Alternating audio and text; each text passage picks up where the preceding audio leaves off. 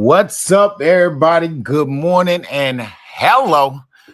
This is your boy, Coach Cat. I am with my ace boom coon, none other than Darian himself. Man, talk to him, D. Man, it's been a long year. Life been lifing, but you already know Dion never not watch no football. That homework's been done, and you rocking with D in the seal. You already know with my ace right here. It's Hey, time to get to the meat and the potatoes. but today we're gonna be doing a quick reaction video on a game that happened. Was it yesterday? If Yeah, it not was yesterday. so yesterday, DA12U took on the South Side Ducks. You hear me? Big shots out to Sauce Walker and them boys. We're seeing what you're doing with the kids, man. Big shots out to you. But the game happened yesterday, and let me pull it up. All right, big shots out to the videographer who took the time out to record this game. What was the page there? It was it's Hula Fame TV. Hall of Hall of Fame. Fame TV. Hall of Fame TV. Spell it. And that's the Southside Ducks people. They have a rich program. They produce a lot of talent in Texas, and I don't think a lot of us have got the opportunity to really scout them, but to see them against the number one team and see how they match up. They say everything's big in Texas, and judging by this game, it's some big bodies in this game, and you go get a chance to see how they match up versus each other, and we gonna get to see we already know DEA is going YNC, and we know Southside Ducks is going AYF. So we go get a chance to do this reaction video and basically see how those guys may fare where they go. We already know DEA is favored to bring home another national championship, which would be their third at the 12U level. Shout out to that program and Courtney Jackson and the coaching staff over there because they put together that monster squad. All right.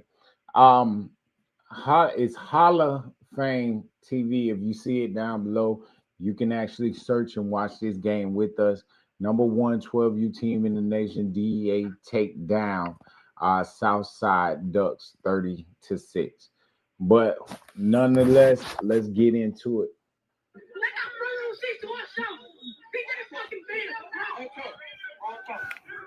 Hello.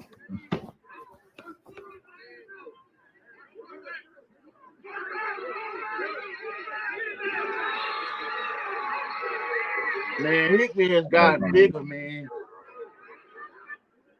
Hickman at the quarterback position for DEA has definitely got bigger. Um, they have a very talented squad, man. Some of Texas' best kids. Southside Ducks are undefeated as well.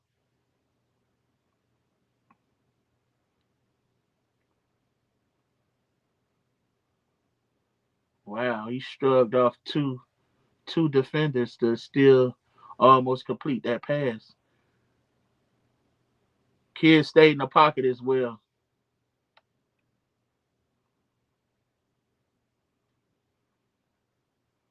Oh, right off the edge. DEA every man to the ball. Cat, what number one name is? The defensive tackle for DEA?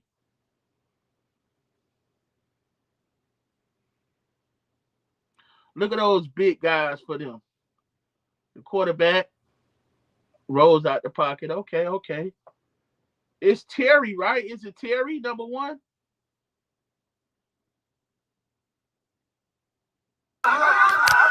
Can you hear me? Yeah, I can hear you now. I'm saying, what is number one name for DEA? Victor Man Jr. Okay, Victor Man Jr. That's number one's name. Just look at that kid, man. Look at him. You got He's 21. We already know 41 is a problem for DEA. And look goodness how great. he's back there already.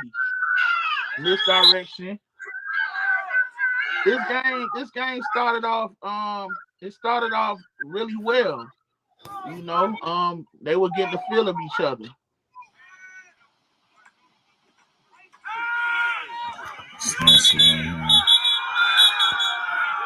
What was that? A penalty? Yeah. Clear down.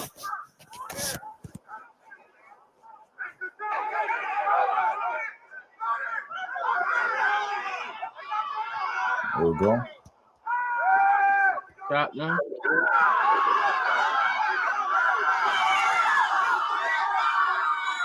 The quarterback isn't getting time. He decided to pull that down and get outside on DEA. Way to convert on the third down. That boy look fast though. Yeah, that pass rush, man. That pass rush.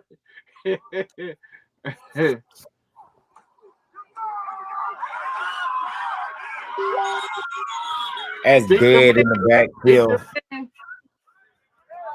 That's a tackle for a loss. Yeah. Is that the quarterback playing middle linebacker, coach? Yep. That's Hickman playing middle linebacker. Can't do that. Man, you gotta you have to game plan around Victor man. He's out the game now. Look where the quarterback goes. Yeah. Quarterback picks up 4 to 5 yards when Victor Man's out the game. They went right where he was. Who is it? Is that 6 or 8? Huh? Was that a 6 or 8? That was that safety. I think that's 6. That's 8 on the play right there. One dropped his touchdown pass. Looked like he almost caught it, but he dropped it. 8 is in coverage. He got over there a little late. 8 long. Got him. Watch the ball. Yeah, that's how you slow down that aggression. Hey, when you got that pass rush, you got to play with that. You got to play with that snap count to slow down those guys who firing off that ball. Make them think. Toasty.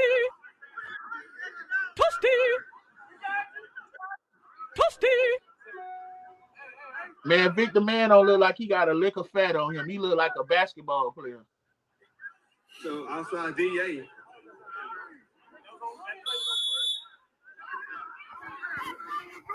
DEA in the purple and Southside Ducks in the red. And here's the jet sweep for Southside Ducks. He almost got that first down. He was tracked down by 41. 41's been a standout for them for a couple of years, that outside linebacker. Yeah. He a good pass rushing specialist as well. Who is this big number 16 though? I wonder who that quarterback is. We gonna ask Coach Victor Johnson. Man gets in there.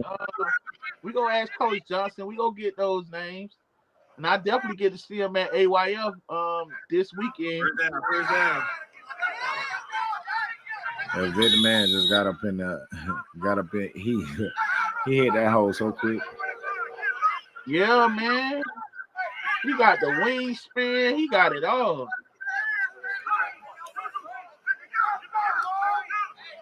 Man, like, honestly, Southside Dutch line is all huge, except they send them. Yeah. I get it. Yeah. But usually that's where especially if you under center, oh yeah, I'm putting double leg pressure and we coming right now. Way to hold up for DEA down at goal line. What down we on now? I want to say it's 4. Play call in. We got 20 seconds left in the first quarter.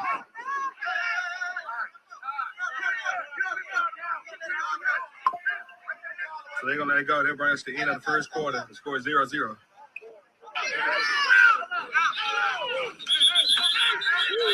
Ooh.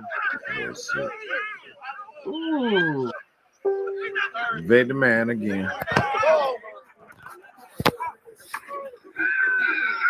Oh man, they get that though. Oh, he almost got in there. Nice tackle by the quarterback Hickman. So he got Oh, in. they scored. They scored first. Southside Ducks.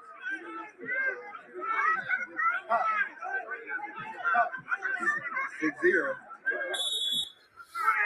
And the final score like 30-6. Yep. Damn, second quarter now. He keeping it late. It's the man. Oh my God. Why is you slamming people turn like that, Vic? Hey, one thing I can say about Victor, man, he don't take no plays off. He active. Nice swing pass.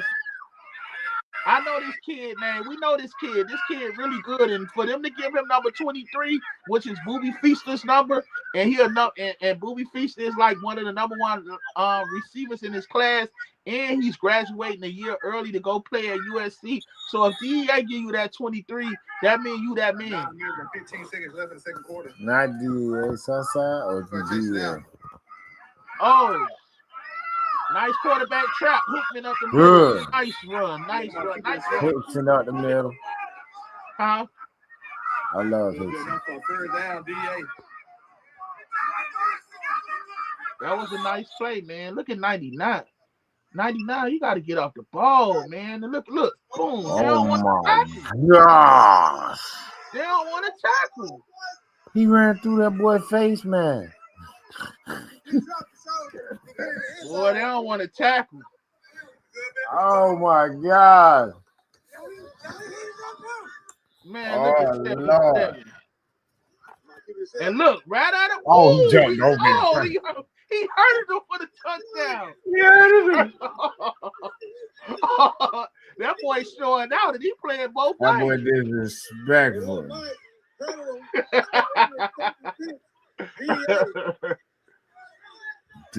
Disrespectful. That was too easy though, bro. Yeah, that's what happened when your backers don't want to tackle, man. Come on, Ford. Honestly, watching Southside Ducks, they have some big bodies, but right now it looks like the quarterback is the biggest playmaker on the team, the most looks like the most athletic. I don't see nobody that they can really like get the ball to that's gonna get you what you need. I get it.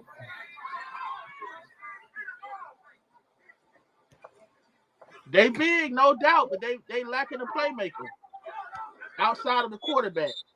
But they scored on DEA.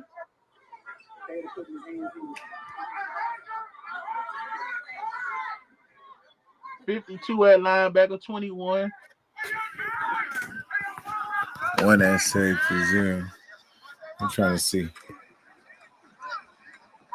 Hickman.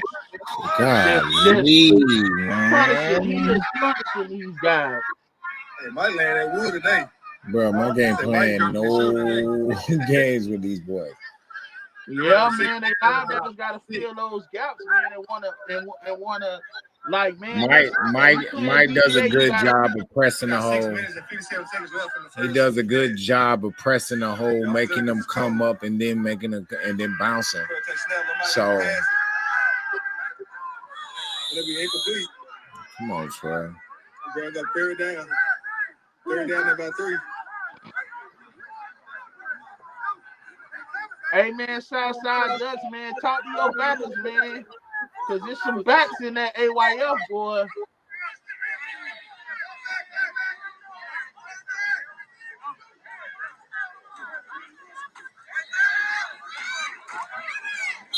Okay.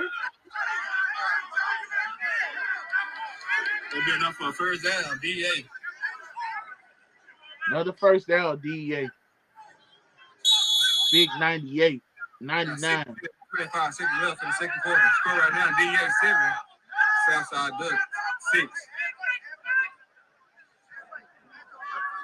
55, 77. Big I know 77, 55. 97 is a big boy. He's been a problem since we seen him at Southern in Tifton about a year ago, over a year ago. Might keep it yourself. That go hit me. You can't on tackle versus them. Yeah, cannot.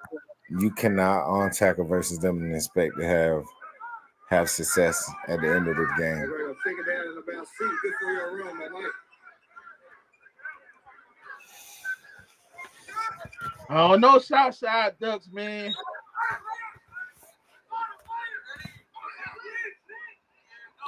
Take it down. Look how calm Hickman is, man. Say that again. Look how calm Hickman is. He just dropped back and just calmly just flicked it out there. No panic, no nothing. His composure is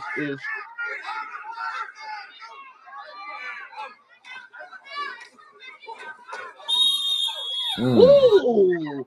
Wow. Ooh. Victor. Jesus. Sheesh, Victor. Sheesh, Victor. I don't know, bro. Mike looking real 5 stars right now. Oh man, that's impressive, man. That's definitely impressive. Mike is looking real 5 stars right now, no lie.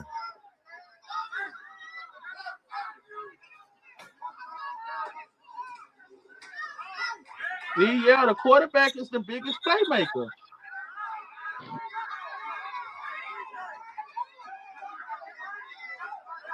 Take it down. Lost it 2. Oh man, they done beat the fight out of these guys.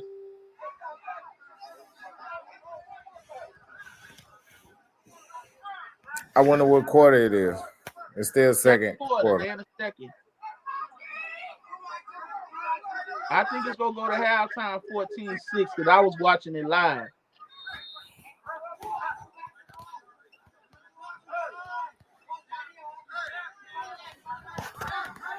Line, we need some nastiness, some aggression, Southside. We need some nastiness and aggression.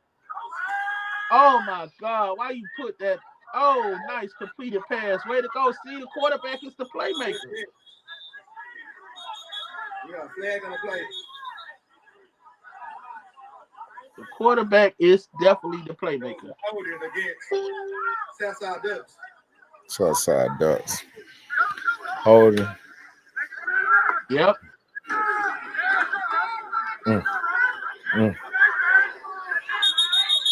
Come on with it. At 23. 23, he on our Texas list. Yeah, 23 and 41. I think 41 name is Barry. I can't remember 23 name off the top of my head. Yeah, me neither, but I know our boy Donut gave us his name. Big shouts out to Donut. I gotta go ahead and do Donut's template for the new rankings.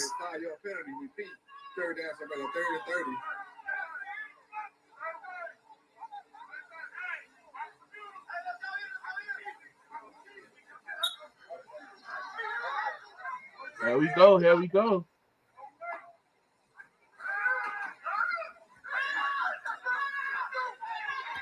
You ain't gonna get outside that, my man.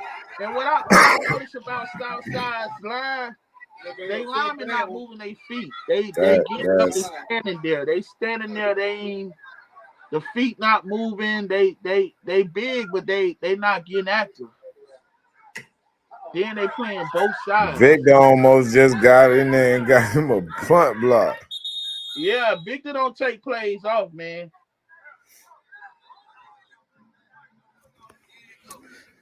Victor, man, and a couple of these kids actually came from back in the day, TNS. Yeah. TNS Cougars. Team No Soft. Big shouts out to them.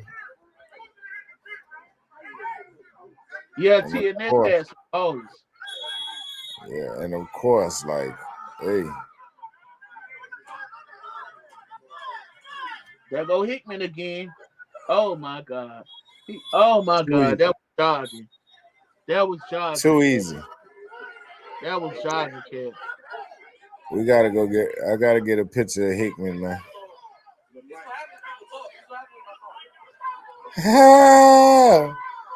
He said that's what happened when people talk. Hey, I You guess can't that. talk Hey, and give this effort. if Like, I'm about to play that nigga, I'm shutting up. I'm not you saying can't. nothing. That's one thing about football. You can't talk and give lack of effort. You can't give up in the game. If you talking, you got to be giving it 110% every play. Don't do no talking and we can't find you and you pouting. But at least they getting a wake up call before Nationals. Look at Victor Mann and 5 right there.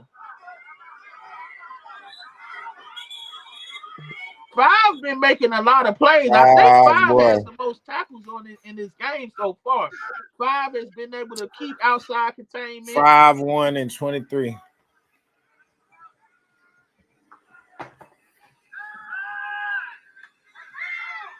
What you going inside for, man? 5 again. Stay outside. 41 and 5 right there. Yeah, come on, young man. You got to stay inside. Don't go where the pressure at. And that You had a pick. You had a pick. He's so. They got the ball back again. Oh, no, they don't. Okay. There go the quarterback. Run, quarterback, run. Let's go. Hickman had a pick. Hickman had a pick, and he ain't see it. Like,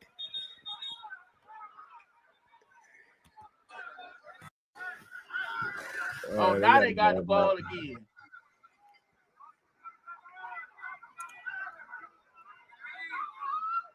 Man, Hickman is the consummate field general. Look how calm he is. There's really no panic. Oh, and he throws the pick. He threw the pick. Way to drop in your drops, man. Way to drop in your drops. You definitely dropped in your drops.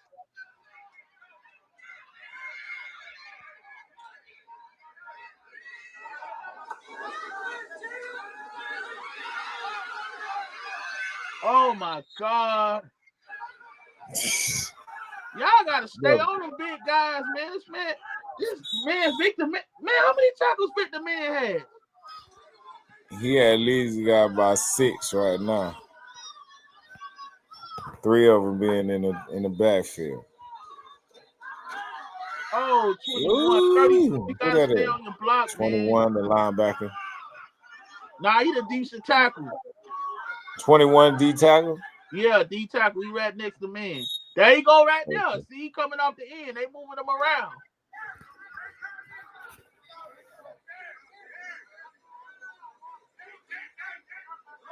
Okay.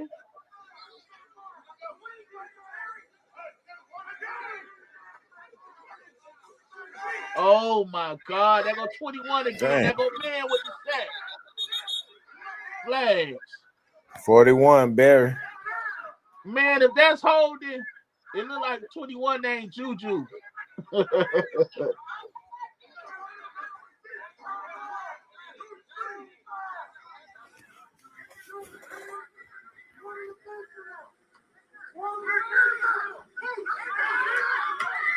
Victor. Oh, you gotta step up in the pocket, quarterback. No, you gotta run. Yeah, you see that big motherfucker? You better run. I get he should have ran, but it looked like he saw something. He saw something. Oh my God, why y'all keep rolling to that man's side, man? Bro, I'm running to the left. I don't care what you're talking about. Victor came off the ball too quick and had too much pressure too quick. I'm doing a sprint out. I'm doing something. And why Victor is bullying this center, man? I know where I 21 again. 21 is 21. Oh, man, 20. Hey, let's go, Juju. That would stay on the back of his jersey. He don't woke up. That 21? Yeah.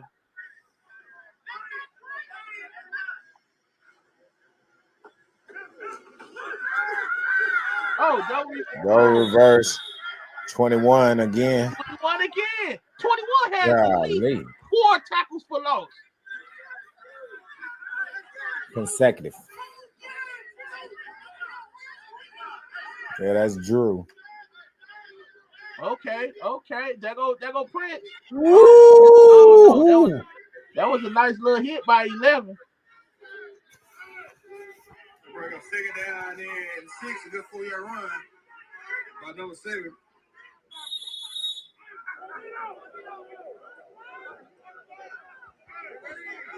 Mike, come on, man. What you finna do, Hickman? Uh-oh. Nice play. Okay. Oh, they hit 5. That'll be a first down. DEA. So 5 a running back, 2. First down, DEA. Man, when you have a quarterback like Hickman that is so dangerous, he's going to freeze those linebackers. And when they're doing this pulling in these zone reads, they go clean up, and then it look like they have these nice holes. And if you hit them hard enough, you liable to hit the goalpost. Look at that. You see how he cut that back? That was too easy, like bro. the Red Sea. Bro, it's too easy, bro. 4 tutties, bro. What is that? What was that then? Man, these kids got all types of stupid little dances nowadays. They got their IG handles on the back. That's what it is. On the back of what? They jersey? On the back of their jerseys. Who, DEA? Yeah, DEA has their IG handles on the back, man. This was a cruise control game. I can't remember this kid's name. Is it Connolly or something? I remember his name because he balled last year.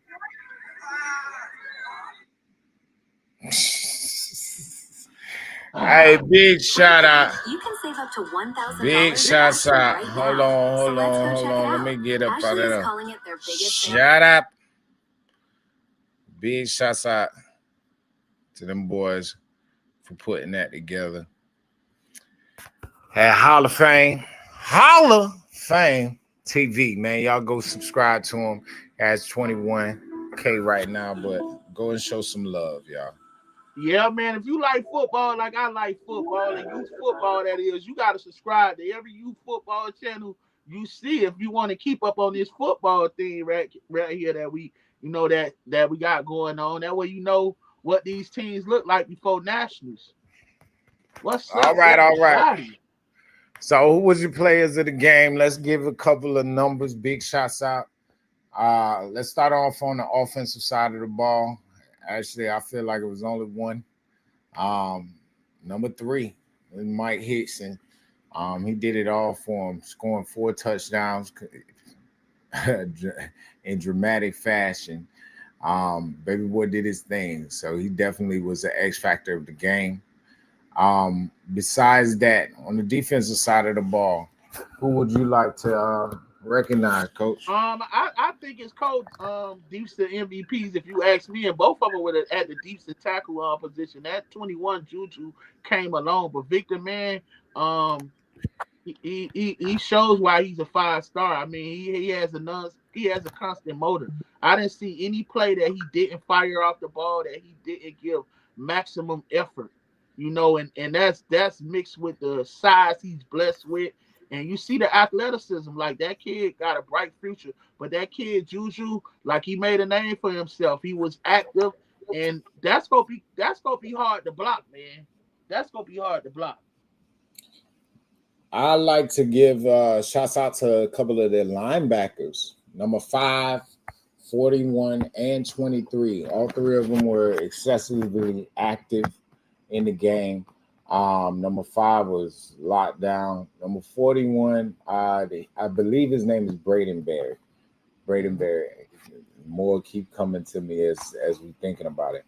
But Mr. Berry, 41, he is certified on our list. I believe he's a 4-star right now. Not sure about 5. Number 6 is on our list.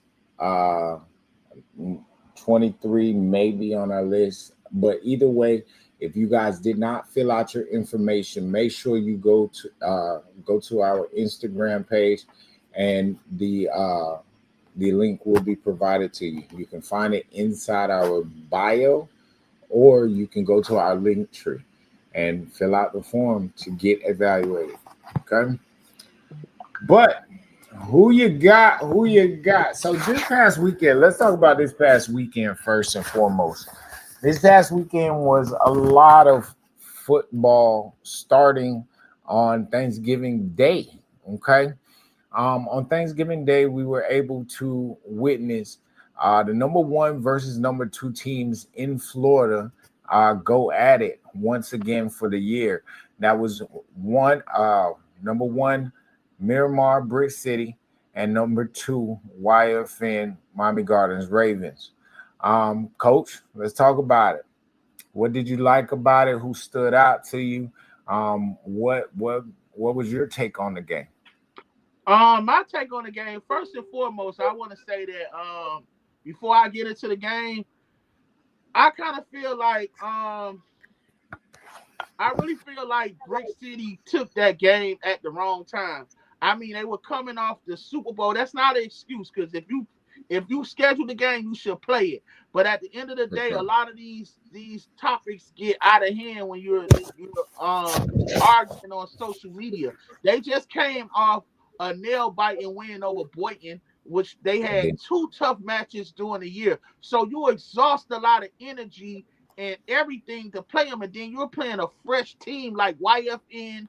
They fresh, and they already game plan for you, because you done put more fresh film out there. And then YFN has this phenomenal staff. You got Coach Jude, who is like a 4- or 3-time state champion at Miami Central, used to developing some of the best defensive players and top recruits in the state of Florida. And he's teaching these kids, and he's also one of the best motivators ever. So Not to mention Rod Mack. Defense. Not to mention Rod Mack, and everything he brings to the table. That whole coaching staff is goated. So by all means, they had the stick on the field and on the sidelines as well. But we would have thought. I thought it was going to be a huge battle of the trenches, mainly.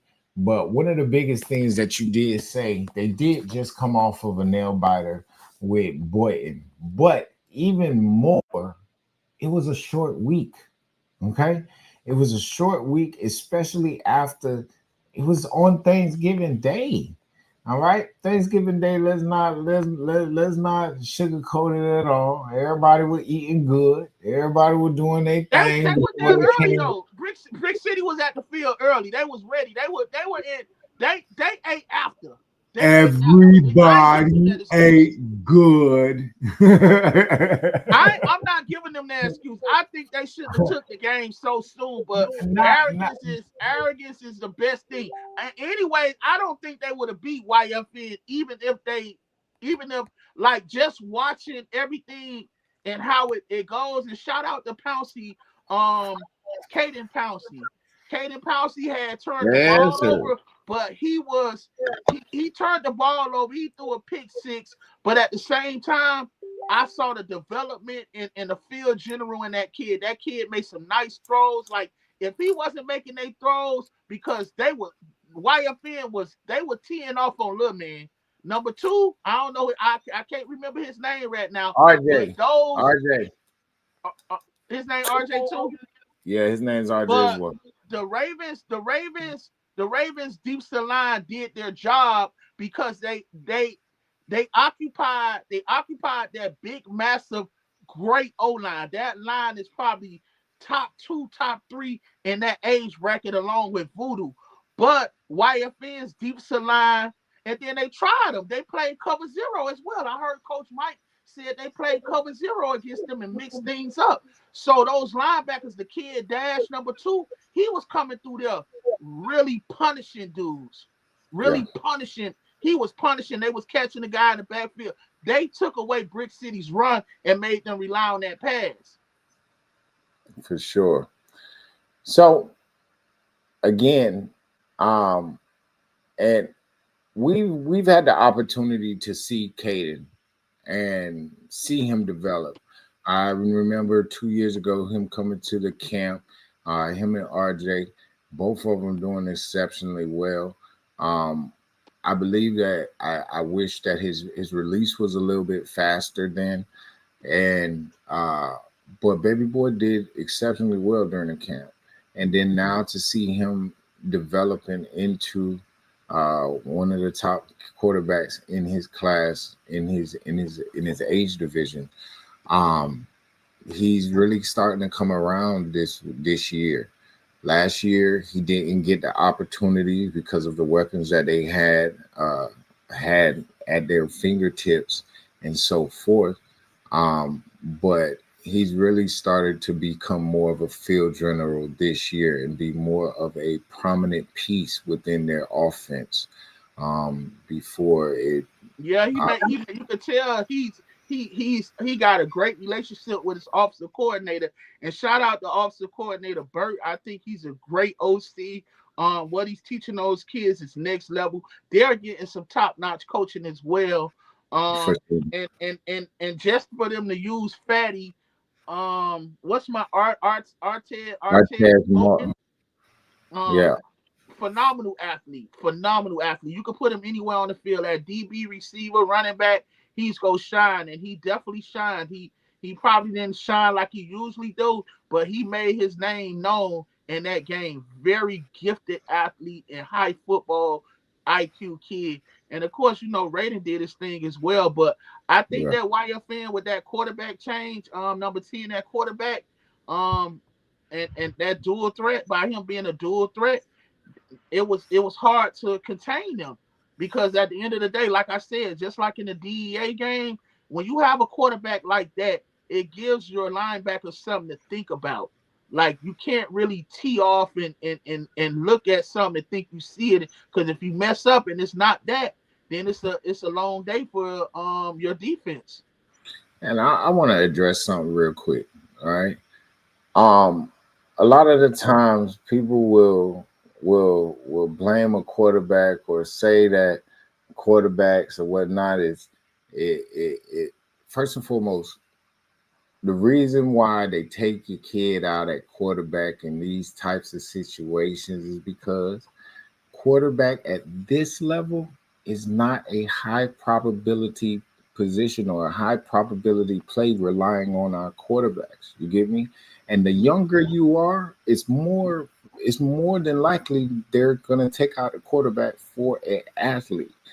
Right now, in youth football, it is not a quarterback's time to shine. Just being completely honest and completely real, because the talent isn't always there, the line isn't always there for you to be really effective at a high level.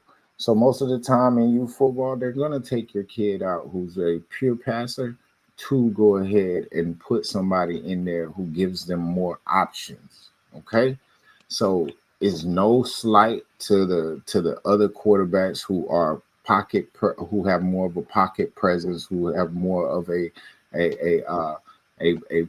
pocket passing style. But again, in youth football, it's just not your time right now. When they get to 12 and 14, they will be relying on you excessively. So again, don't ever, especially if you're a young quarterback, don't beat yourself up. All right. But first play, RJ went to the house. They threw a screenplay, and I think it was a penalty, and they ended up calling it back. But he went to the house. But YFN showed that they're far more than just RJ. RJ which makes it scary because you can put this kid anywhere. You can put him in a wildcat. You can put him in the slot. You can put him at receiver.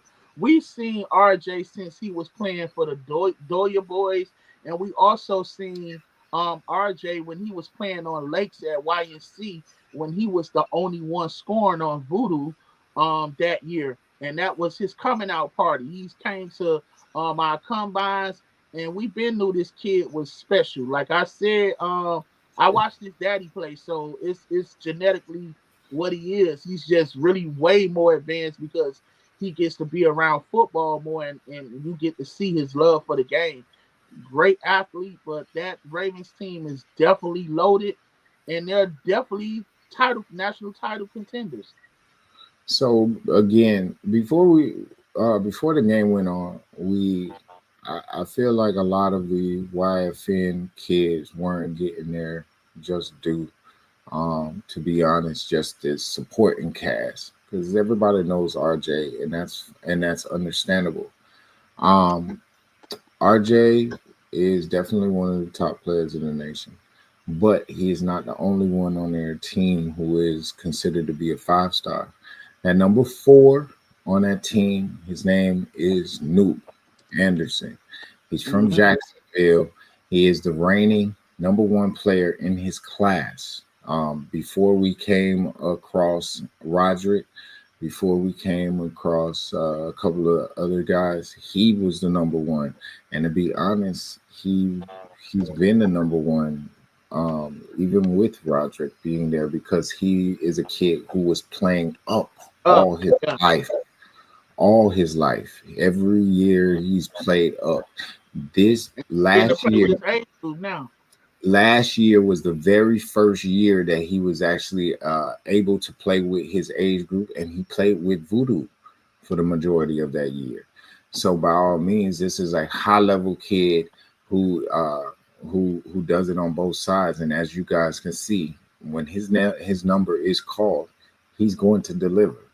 Another couple of the guys, the linemen, Big 50, of course. There's another Raiden, one. but Raiden go always do his thing. He's always go bring his A game. Raiden did his thing. Varsity, Nico Varsity. Say that again. Number 5 for Brick is definitely a playmaker offensively. Johnson. That's I can't remember his first name. The receiver. He is definitely a playmaker. I love him, to be real with you. But YFN lineman wise, let's talk about lineman wise. Linemen don't get their shine. You know? Big 50, Nugget. That's number X. Number 50, number X. Bambino on the other side of them. And there was another kid. I think it was like 98. Can't remember. On the other side, Big Varsity, that's Nico Varsity. So 72, 77. I think they had another 70. I can't remember what number that was, bro. Was it 70? 74 is Varsity. And yeah, 74. You're right. 74, 77, and 72. For the most part, those guys were standing out exponentially. But yeah, man, that was a good game. But it can only be one winner, and the final score was 34-15. 34-15. Okay, but beyond that, that was on Thursday night. But on Saturday and Sunday, I personally took my talents to IMG Academy, where they hosted the Florida Elite 2025 Super Bowl for all levels.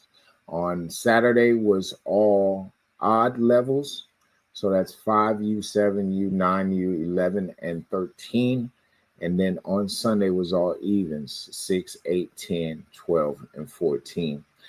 5U, I did not get a chance to show up on time. But that was a good game. That was a good game. I think you got to see it. Good. Boys, they jumped out early, but Pompano definitely showed why they should be on the Super Bowl, because they definitely put up their share of points, even though Stryker jumped out there and it was too many points to overcome. What was the final score? Was it 26-15? I'm not sure the final score. I'm not sure. Not Okay, sure that. okay. Like I said, I caught some of it. I didn't catch all of it. Okay. On to the 7U game. 7U game was between Lauderdale Lakes Vikings and the Lakewood Spartans. This is all Saturday games only. That score ended up being 12-6 with Lakewood taking off on that one. You think that was an upset? Yes.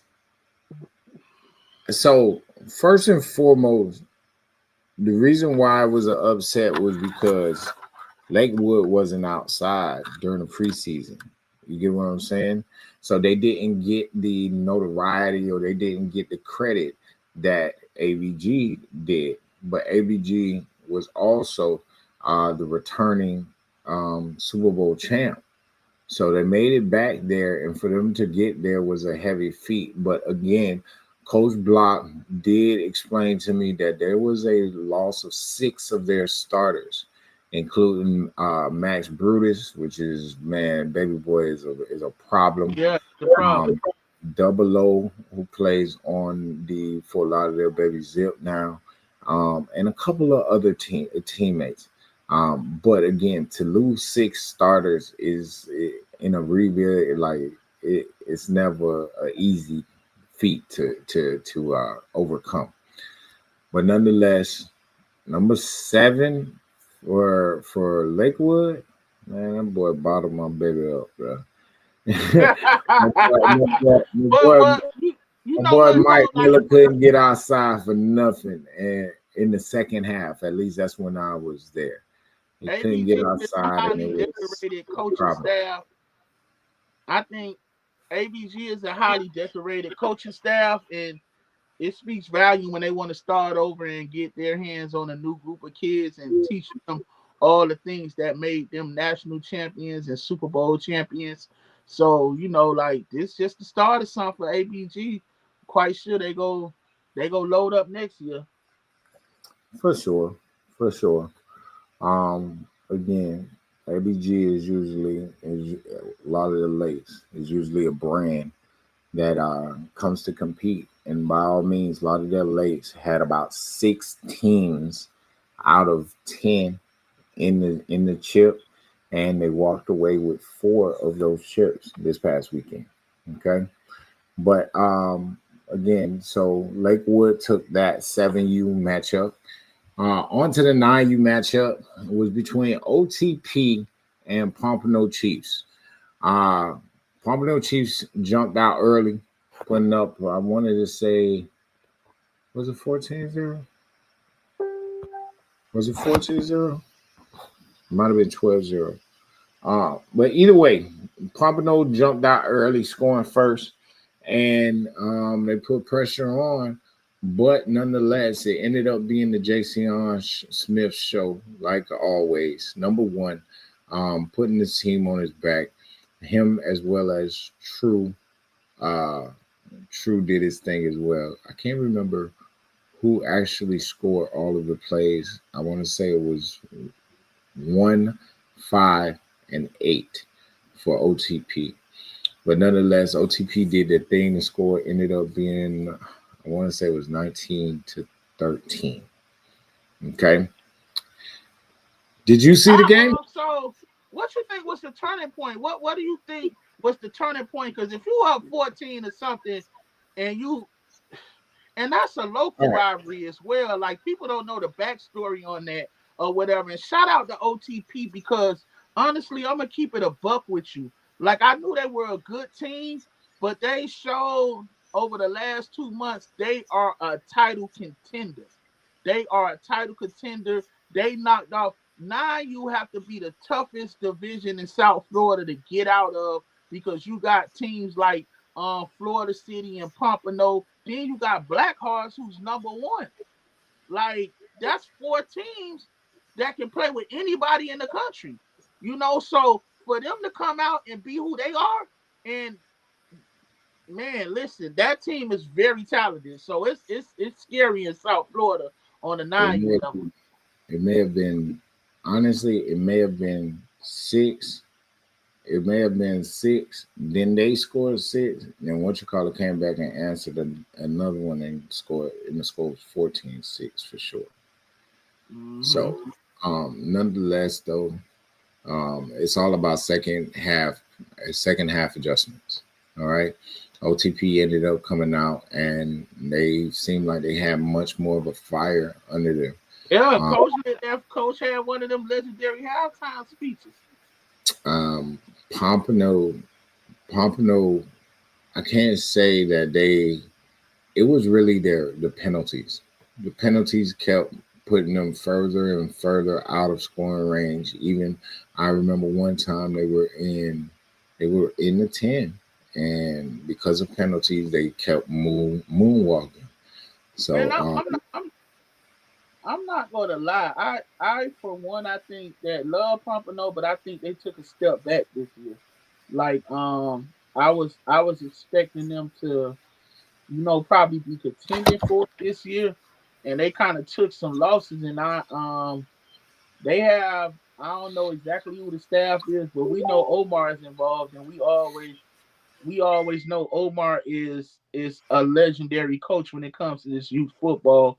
With his time with that Lauderhill group, like he knows the formula to creating teams and stuff like that. Don't know if he's the head coach, but I know he's a part of the staff. So you have guys like that, you automatically expect them to be competing for a national championship. But that whole Lauderhill staff that used to be right there, just minus Thomas, they all out there, bro. Every last one of them, all of them out there. So they have great pedigree. I will say this though. Again, it was the penalties. They were moving the ball. And from what I heard, one of the kids that's at OTP came from Rice Tribe. That's what happens in South Florida. That always happens. Like somebody, and I ain't gonna lie. I'm not gonna lie, man. I'm old school, man. Like I can't get with the can't beat them, join them, or you go play for a rival or something like that, and it just be like, you know what I'm saying? But Pompano, like we gonna see what they gonna do, and we gonna see how everybody go finish. I don't know if Pompano's gonna get a YNC bid, but I'm quite sure they'll be at somebody nationals because they that good. They that good. They just in the region and in the city where they in Super Bowl winner ups. Like, hey, it is. I will say this. Let's do a quick side note. We'll get back to the scores. We're gonna get back with 11U in a couple seconds. But a lot of people are declining their national bids right now. And yes, I do understand that it's a big financial burden. But at the end of the day, you guys signed up for this. Like everybody knew when Nationals was at the beginning of the season. For us to say that we don't have the funds, or we didn't plan for this, or we didn't plan for that, it's a little bit neglect. Like, you still have to get your invite. You feel me? You gotta realize but you gotta be prepared, dog. A lot of these guys don't understand. Like, I'm gonna say it again. Darian is old school, so a lot of stuff you say to me is not gonna move me. So I'm gonna tell you like this: every year when we played Pop Warner ball and we were Overtown Rattlers, when we knew we had a team that we think we can take national, and then you had to go to regionals and stuff like that, you know what we were doing in the preseason? We were fundraising. We were at Marlins games. We were at Heat games. We were at Dolphin games. We was already getting our money up. And if we had to wash cars and have a car wash or bake sales, we did it along with donations and stuff. But we always got our money. And if we didn't make it that year, we'll move that money. We'll save that money for next year. Or if another team made it, we'll help that team, do it. But that's how we did it, But I get it though, because a lot of y'all chasing a certain brand and want to be a part of that brand, and that brand has to sit back and not know exactly who they go invite. So at the end of the day, it's like this because of the brand they chasing. Cat, let's be totally honest about it, because they don't really know who's gonna make it. I get that, but being prepared don't cost. Like at the end of the day, for you to be prepared, compared to you not being prepared, like you're gonna pay more later. Period. And at the end of the day, we do say a lot. We talk a lot about teams not winning their such and such and still going someplace. Still going to national. You're right. And the reason why they do that, and the reason why they do that, because we prepared our money. We already made plans. So why wouldn't we go? You get what I'm saying? It's a lot of options as well. It's a lot of options. It's so many options out there. To not have the money. That's all I'm saying. Like, if you're gonna put on and cry and bitch and moan about not being ranked and not being on the top team, then motherfucker, make sure you got your money to bring your ass and prove it. Yeah, you're right though, because a lot of them they don't be one. And I ain't gonna lie, that's what kind of concerns me about this generation we in. Like, they don't care. They want to go to nationals regardless. They don't even care if they go win or not. They just want to go. So a lot of y'all should have y'all money because y'all go somewhere. All right, so hear me this. It depends on the cost of their nationals, and it depends on what they believe that they're receiving from going to that experience. You get what I'm saying? If the experience is overweighs the financial obligation, by all means, do what you got to do. But when the financial obligation starts to weigh on you, because you didn't prepare, or because it really is expensive, just period, it just makes it harder. So, and let's be real, like even when Pop Warner back in the day, right? Mm-hmm. Pop Warner, they go ahead and tell you come here, you got to stay here. You got to stay here. You got to stay there. And that's what drives up your price. You get me? Because you have to stay here. You have to eat here. You have to do certain things that drives up your price. You get what I mean? And that outdated rules, that's the only bad part of Pop Warner. So, but playing at the Wild World of Sports is unmatched. Bro. It's too bad they don't have that no more. Listen to me real quick. Fire Cats had 4, maybe 5 levels going to nationals, Pop Warner Nationals in North Carolina.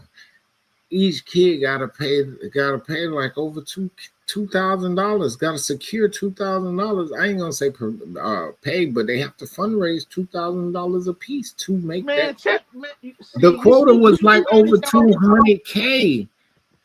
How the hell you think you gonna make 200K in 2 weeks? But see, I'm not gonna lie though, Cat. It's their fault though. It's not the bad. That's why the brand would never. That's why that brand would never make a comeback, because it's so stuck into what they want and what they have. Like, you got to do this. You got to, like, granted, they had a lot of rules that meant something that meant structure. But some of those things you have to loosen up on. They went unlimited too late, which makes, like, honestly, like, a lot of them brackets you see is not for Florida teams. Like, it's not for Florida teams. Florida teams are flooding it where Florida teams are playing Florida teams international, and it loses luster. And a lot of the West Coast teams stopped coming because they knew they was losing to South Florida teams or more teams and more football areas. Talking about Pop Warner wise? Yeah, Pop Warner wise, but that's insane. Like, for them to move, but at the end of the day, they right though. Pop Warner right though, because now that I'm thinking about it, y'all always had it good because y'all was right there. Like, y'all was already in Florida, so now you got to face the consequences of what other teams outside of Florida had to face. So I get it. I understand that, right? Mhm. But when you have alternatives, and every alternative Yep. is in Florida, you're losing out on your home market, Facts. your initial home market. And let's not sugarcoat it. Nobody want to be in nowhere else during December. Like Facts. I'm gonna be freezing in North Carolina. Me personally, I'm from Miami, bro, born and raised. Like I hate the cold. So you telling me you gonna put me in the snow? Man, you ain't getting no down south team Hey, going hey, nowhere. hey, Cat. You Even ain't in getting December in you ain't getting no. Orlando, it's cold. Even in December, you get a cold. It be cool in the morning before the sun come out, and even that cold be really bothering you. So imagine when it's Bro, cold I all got day and it ain't doing bro nothing but all colder. day frozen. No, thank you. I don't want no part of it. My hands frozen, can't even feel nothing. My whole camera feeling like an ice brick. No, I don't want no parts of that. No part. Wow. So, but you get what I'm saying, bro. I get what Like, you're saying. I definitely get what you're like saying. you're taking it So, to a different market, but Cat. So, is Pop Warner making them stay at a certain place in North Carolina? I believe so. Oh wow. That's how they operate. That's their model. I'm gonna do some research on it. I want to see the facilities. But yeah, Firecats had to raise like over 200K, and to be honest, that's hard as hell to raise over 200K, even for a whole season, not alone just 2 weeks. I just think that certain things, Hey something man, got to do, bro. but we forget. I'm quite sure West Chase has the same problem. They probably just got better donors. Cause I know West Chase. If Fort Myers sending that many teams, West Chase sending a lot too, right? No. They probably sending one, maybe two teams. You think so? I just told you what it was. What you call it? Been knocking people off. I'm lying. Because I think West Chase is D1 and Fort Myers is D2. Fort Myers D2. I believe so. I'm not sure. Nah, man, that's crazy. Oh well, man. Good luck to them, though. Good luck to them. I ain't like, man. Go on, and you played all year. Go ahead and bring it home, because I think they lost the Neo Flights last year, and them guys are playing outside of their league where they at. So I don't know about that though. I don't know about them beating Neo Flight. Neo Flight, I seen them there in Ohio playing all. They're defending national champions. Fast Break out of Ohio are defending national champions as well. Wait. All both of those teams play outside. Neo Flight is Pop Warner. Huh? Neo Flight is Pop Warner. Yeah, Neo Flight is back-to-back national champions, and so is Fast Break, and they all play outside their league. That's what I was about to say. Both of them, they be out. Exactly. I love Neo Flight lineman, And man. Fast Break. Fast break be outside for real. Yeah, Fast Break be outside for real. They want all the smoke. Neo too. Neo been beating Gina leading and playing legacy and stuff like that. So they both equally, even though I ain't gonna say Neo bucked me from coming to my event once they seen that lineup though. I ain't gonna hold you on that. Like, they seen that. But I can't knock them because they said they went to a D1 event that had mostly the same team. So they ain't really want to do it. So I understand. But they're a very good team. We seen them at Northern before when we were in Indiana. And they were a really good team then. Matter of fact, they won most dominant. I will say this. That 12U, boy. Yeah. They running on. I'm talking about Firecats. Firecats 12U. They're running on all cylinders right now. And honestly, bro, I got to see a little bit. Really watch a game, right? I'm sorry. Yeah. You gotta give me something that I can measure you up to. I get you, and I understand that. They did that last year, even though they You was know me missing though. Rod. You They did you it know last me. year. I get you. You know me though. They I got smacked, understand. bro. Real talk. Me personally, I get you. I understand that, but I'm personally gonna be really paying attention to the kids. You feel me? And a lot of the times, these coaches are gonna rely on the talent. So I'm scouting the talent overall any damn way. And they're You D2 feel me? now. So they should win So, it. 'Cause I think but here it is out. That boy Skyler, oh my gosh, bro. What number is that? Bro, the tall one. Number 7? The tall one. I think I number think 7. he's number 0. What you call it is number 1. Bruh. The tall one. Bruh, that's just so wrong. That shit right there is wrong. I really think he's gonna be one of those guys. One of those next level guys on the next level. Oh yeah, they 4, play 5 FBU too, right? Aaron, FBU. yes. Okay. So they got a good way to gauge what's going on. Matter of fact, let me see. What's Skylar? Hold on, let me see what's going. I think Skylar was 0. People need to learn how to comprehend, man. I swear they never read the caption. Yeah, I think Skylar is 0, and I think Rod is number 1.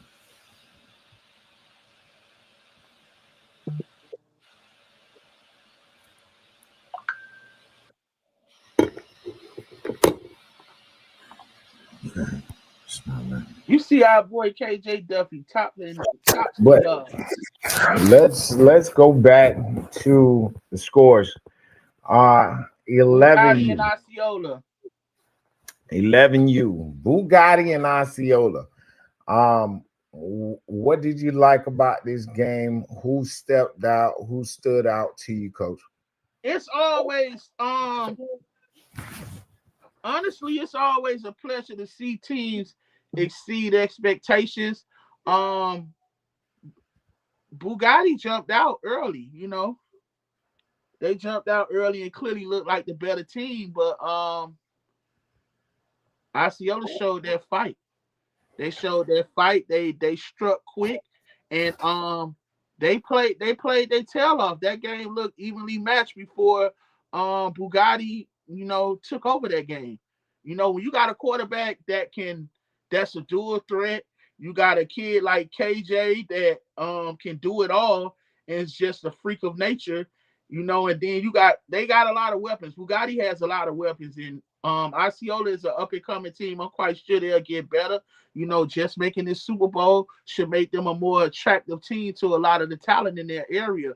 So they definitely did their thing, and they came to play. They didn't lay down, you know, but they went up against an experienced team that's a naturally built team.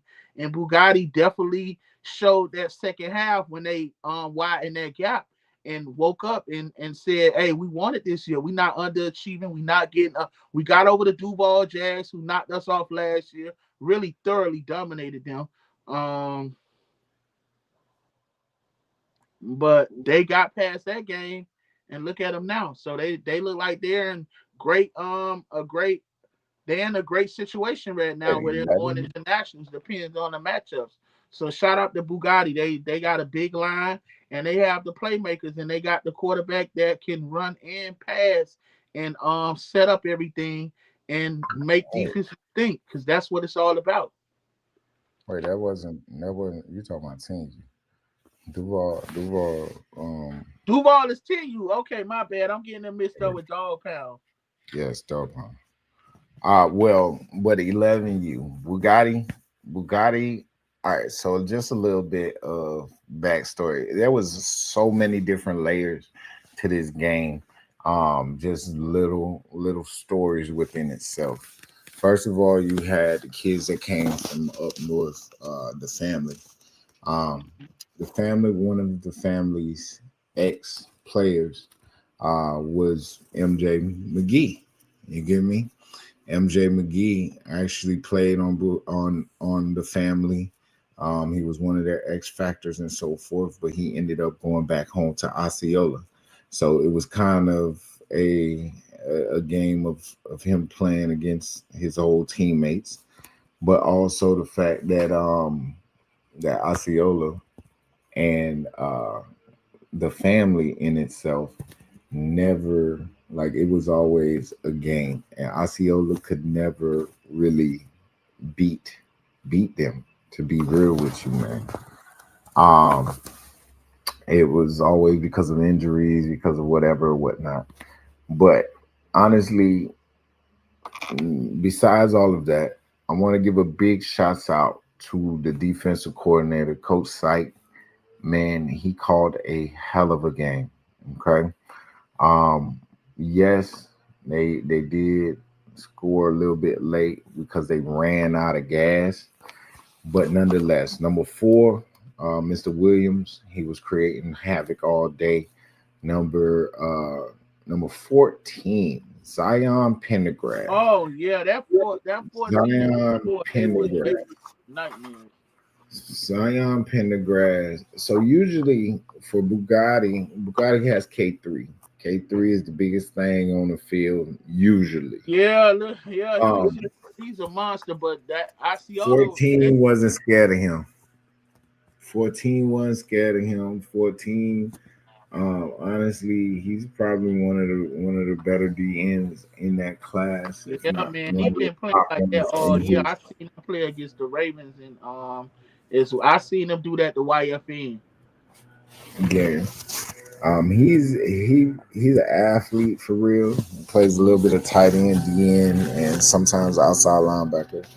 But by all means, Zion Pendergrass is definitely an athlete to keep your eye on as one of the top kids in the nation for the class of 2032. Okay. Besides that, Mr. Vakai Joseph, you was asking me who took that slant to the house for Osceola. Yeah, And man, that kid. I ain't never seen no Vakai kid make South Florida kids look slow, boy. He looked like he was shot out of cannon. Hey, first and foremost, we ain't even gonna do that. That boy from Miami too. Oh, makes sense, because that boy he was so fast, the cameraman lost him. Like he ain't catch it running down the street. Like he ain't catch the slant when he caught it. He caught it when he got missing. Like that's how fast it was. Yeah, but Kai Joseph, Miami. When he first came up here, he was playing for Northeast Rattlers, but ended up coming over to Florida Elite and joining the Osceola Cowboys for the last 2 years. He's been a pivotal piece for them on offense and defense, plays middle linebacker as well as running back, receiver, whatever they ask him to do. So again, big shouts out to Vakai, Miami, Joseph. Whom else? Number 0 for Bugatti. That kid there. Yes, he had a touchdown run where he should have been tackled like he had 2 of those. And then he had the speed to take and hit the extra gear. Like when I saw him breaking it, I'm like, oh man, they had two straight plays where they stopped Bugatti in the backfield, and he got it and flipped up out of there, made a move, broke a tackle, and he sprayed, boy. I gotta show it to you, bro. I just gotta show it to you. Man, listen, I was like, he not gonna take it all the way. That boy took that thing to the crib. I still cannot believe he did that. Man. And he had the extra gear though. That's what blew me. I was like, yo, shit, running. His name is Chris, and called him Black Chris. Black Chris for Heisman, man. Stop playing with it, boy. Let me get to this. It's a pleasure to see the plethora of weapons that teams you probably didn't get to see, because like that kid KJ is so good that when he takes over a game and a team can't take him away, you don't get to see those other weapons get to shine, you know. But now that you see when teams take him away and key on him, you know, not even take him away, just slow him down some, and you get to see the other weapons on the team. So that was a pleasure to watch, you know. So K3. shout out to Bugatti though. They you know they always gonna be best dressed because I like them helmets. I like yeah, them boys fire, man. They got swag. Hey, you know what? I gotta give a shout out on 9U once again for OTP.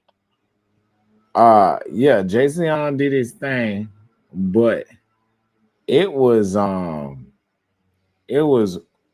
Winston Harrison, number 3. He had a couple of big time catches for OTP that gave him a score. He was their first, I want to say he was their first touchdown. Hold on, let me make sure before I open my big mouth. Yes, he was their first touchdown. Man, we want to see some of that footage. Oh, you want to see it? Yeah, man. I thought you were finna. I was looking for the play. I was looking for the play. I thought you were looking for that play. We should have had that thing on tab. Okay. But shout out to Bugatti. They punched their ticket. They got hardware before. They ain't coming to a Nationals without hardware. They definitely won their league. They are not an at-large bid. They coming in with hardware, so even if they don't reach their goal, they could look up and say, "Yeah, we earned something this year." Hey, but that 11U is gonna be a gauntlet, man. I just seen Coach Chop for YFN make a bold statement. Coach Chop, I love you, but your last prediction when y'all ain't score against Real Breeze at YNC, like I think you could have kept that to yourself, brother. Kept that to yourself, brother. Your last prediction wasn't it. I get it though, because he's one of the best O-line coaches in the game. Coach Chop, no doubt about it. They kids gonna be that YFN staff is tops, one of the tops in the nation. Easy. All right, here we go. Yeah, I see that we got that film. My boy Cat was out there all weekend putting in that work. Man, hold on. I gotta let y'all see baby boy Carter.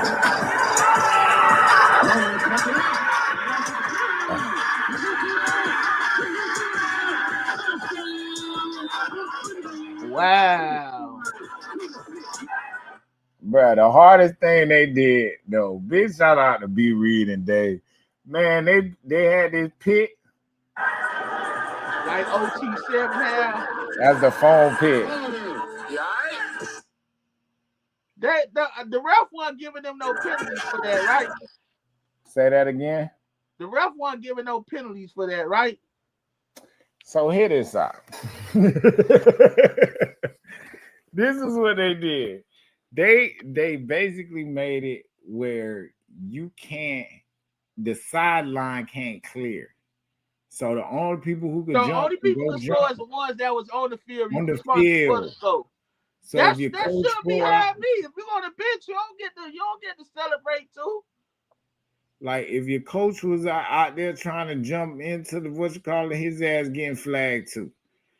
I know damn well no coach ain't jumping there doing no game, goddamn it. He could do it after if he wanted to see how it feels. Bro, it was an old dude that went running and jumping that bitch. I was recording him the whole time. How long it took him to get out of there? Bro, it took me a long time for him to get to it. That boy needs some WD-40. The bro was shuffling all the way down there, all on the AstroTurf. Wow. Shuffling his feet. But nonetheless, big shouts out to Big Dog. I'm watching Queen footage right now on Facebook. She showing Butter on the kickoff. Did Butter recover this fumble? Hold on. Yep, Butter recovered that fumble. They got the quarterback. Come on, Bugatti. Know how the quarterback on special teams. You start quarterback, Jesus. Man, Butter do what he want to do. Butter is a player who just Butter need to eat his Wheaties. He can't afford to do that. What's up, my guy Yoshi, man? What's up, man? Hey, Yoshi, man, I was just telling Cat, man. Hey. We were just talking about y'all game, man. But Yoshi, man, I ain't gonna lie, Yoshi. I disagree with you guys taking that game right after y'all Super Bowl. I think that's not an excuse for y'all loss, because I'm gonna be honest with you. I think that y'all probably would have lost to them regardless or whatever, but I don't think it would have been like it was. That score wouldn't have been as lopsided as it was. But I think you playing a Super Bowl game against an opponent that y'all that was a very close game that came back against y'all the first time and was gonna have a with all the marbles y'all played them again. That game emotionally, mentally, and physically took a lot out of y'all, and y'all turn around and play a fresh team with a staff that does their homework. Hey, he says, I feel that I wanted to get it out the way. Ravens a good team. Hey, I understand that, bro. And at the end of the day, man, you but know, salute to y'all, because y'all resume is top two in y'all division. You know what I'm saying? So y'all keep doing what y'all doing. Y'all doing a phenomenal job of coaching. Y'all really teaching the game over there, man. Salute to y'all staff, like the OC Burt and stuff like that. At the end of the day, you can't win them all. You can build on it. And I think with the staff and the guys y'all got leading them kids, I know nobody ain't over there hanging their heads, like, you know, and y'all get to go to camp. So beat up on somebody else. Somebody got to pay for it, right? question. So is Cam making you guys drop a couple of kids, or did you guys not have any 5-1 kids at all?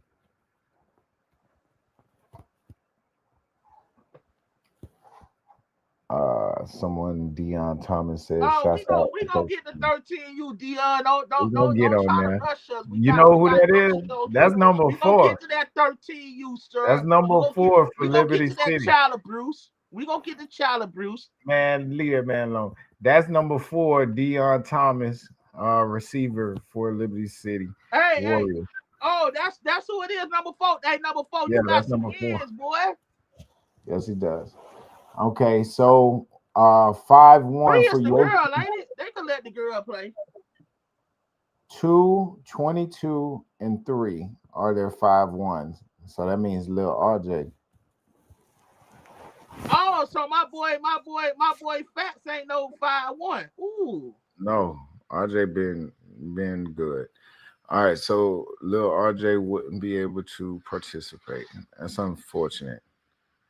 I mean, are they going to let him or not? Like, that's the thing. People, I feel like if you tell people who it is and whatnot, some people will let you play. Other people's are not. Especially, man, for real, he an older lighter, man. That boy weigh like 90 pounds, man. What can he really do to people? Like, yeah, I know he can run by him and make them look Let me bad. tell you. And when it comes to nationals, boy, these people will beat you up and punch you all in your face while your hands tied up if they had the opportunity to. So don't even do that. Yeah, they definitely will. They trying to handicap you however they can so they can win. Because at the end of the day, all I want is this trophy. So don't even do that. Facts on top of facts, man. So don't even do that. So y'all gotta drop them, Yoshi. Do y'all gotta drop them? Let us know. I ain't see the answer yet. My guy. More than do y'all have to drop y'all 5-1s? It was only 3 of them. It's only 3 of them. Only 3. I'm gonna go on record as saying this.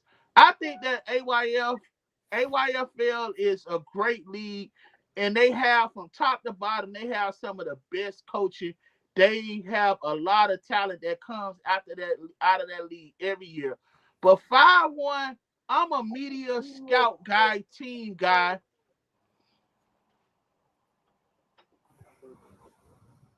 After our loss, I am a scout guy. So I've been covering AYFL since Calvin Ridley was playing for PPO Bengals, and Coach Tony, who talk a lot of trash, was coaching him. So you know, I'm not a fan of 5-1, but I get it though, man. I get it. Like 5-1 was made. Like, think about it. AYFL is in a suburban area. A lot of the teams 80% of those teams are in suburban areas. So that 5-1 worked. I'm gonna keep it funky with you. But like everything, we take advantage of a rule. Just like older lighters. We used to take advantage of that. Them kids used to be cramping their ass off trying to drop weight. But that 5-1, it's hard for me. Like I asked for a couple of kids' names, for instance, right? I'm gonna give you a example. You asked for a couple of kids' name on 12U, right? But these kids will be playing older age groups in other leagues. So my thing is, could they have that same impact if they had to play in another league with a higher age group? Because it's a lot of kids. Like, I don't think 12U to high school is not a good thing to me. It's a very slim chance you make it or complete your goals, because the biggest transition from youth to high school is the speed of the game. Speed of the game, terminology, and what you learn. You know, and I don't think jumping from 12U to high school works for everybody. It very seldomly works for a lot of kids. A lot of them disappear and get lost in the shuffle. I wouldn't advise anybody to play 12U and then go to high school. You know what I'm saying? In that case, reclass. For sure. You know, but I'm not a fan of 5-1. It's no disrespect. Y'all got some great teams over there. I definitely come watch all the time. I love AYFL. But that 5-1 and then want to be involved in the conversations when we talk about best teams and stuff like that, you know? So, because again, you guys have everybody who play y'all rules. Don't cry about it. They got a different set of rules, and it makes it not fair. Fair is fair. You know what I mean? And at the end of the day, it is what it is. But Yoshi said, after our loss, we are still trying to see if we're going. But yes, we would have to drop them. You know what I mean? And at the end of the day, it is. Oh, no. Okay. So he says, after the loss, we are still trying to see if we're going. All right, but let's go back to the top performers. Top performers. I was trying to show y'all some footage. Darren. What up? I'm here. I'm listening to you. I'm here. I'm just sharing our screen to the places I want to share it. Okay. I'm trying to go ahead and grab some more footage from the game. Oh man, and shout out to AYF. Y'all already know Darren gonna be at AYF this year again. I'm gonna be covering over 200 plus teams. I'm gonna get to go to the Wolfen Lodge and see all the teams check in. I get to see them boys with them cowboy hats from Boise. I get to see them Hawaiian boys. Hopefully they bring me some poke. You know what I'm saying? Like, this is what youth football should be about. Watching all the teams from all walks of life. It ain't nothing like saying, hey, I paid some teams from Hawaii. Yeah, we be a team from Hawaii. I get it, man. The best football is played in the Southeast region. But, you know, we want to give these kids a different type of experience and get to match up with teams from everywhere, even if they are not up to par.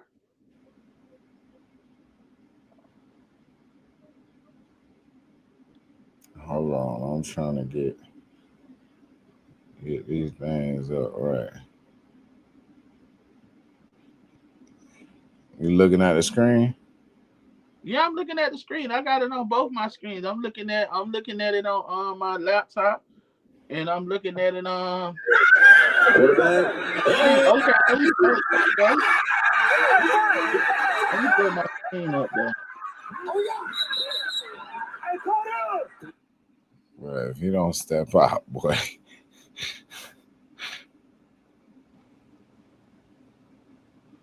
Oh, I got to see that. Who that is? Boy, he put his foot in the ground so quick and just get upfield. That's OTP? Yeah, this OTP and what you call it? Pompano? Pompano, yeah. Boy, them blue uniforms sticking. Sticking. Them things sticking. Hey, Hey, They whoever blue did with salute to they y'all, blue man. with red and got gold accent. Oh my God, that is a great man. I ain't gonna lie, boy. Yeah, hey, listen, man. Y'all South Florida guys, boy, y'all love y'all some Dion, huh? Look good, play good, huh? They took the ball.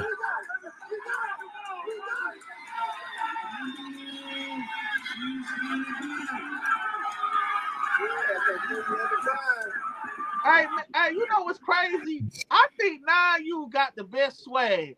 I don't know who got the best swag. Is it OTP or Black Hearts? Because all Black Hearts have like Haitian flag colors. Like they got so many different. Like when I go to look for pictures at Black Heart, them boys be oh man. But OTP, hey, y'all did y'all thing with these unis right here. Them things sticking, and y'all switched up the helmets.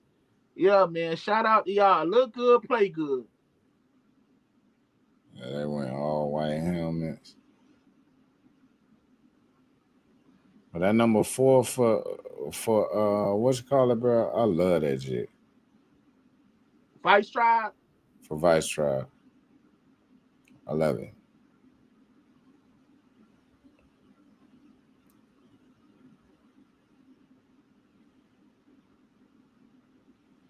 I'm trying to find this other score real quick. Who that is singing for Vice Tribe? Oh man, since Cameraman said drop something. Let me see what this is.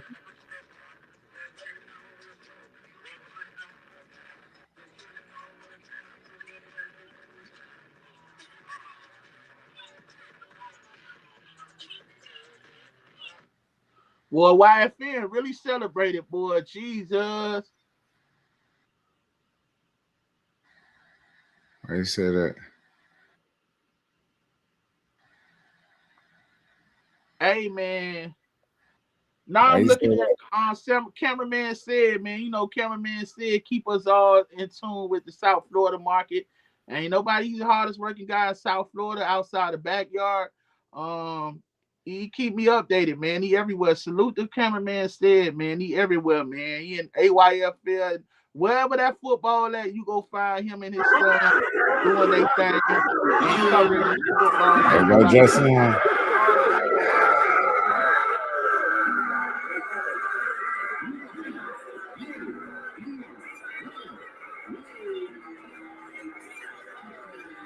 Wow. Wow. Boy, what that was about 90? Did that Look boy like just go man. 90? Look like that I boy think went I 90 think they heavy. called it back. I think they called that one back. Get that boy some juice. Some Gatorade. Okay, okay.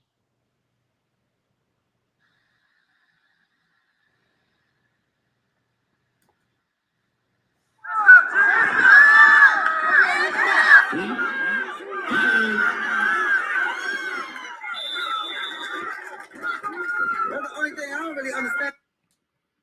Hey man, OTP man, who designed y'all stuff, man? Y'all was swaggerific out there, boy. Field Swaggerific. General. Field That drip was General. dripping.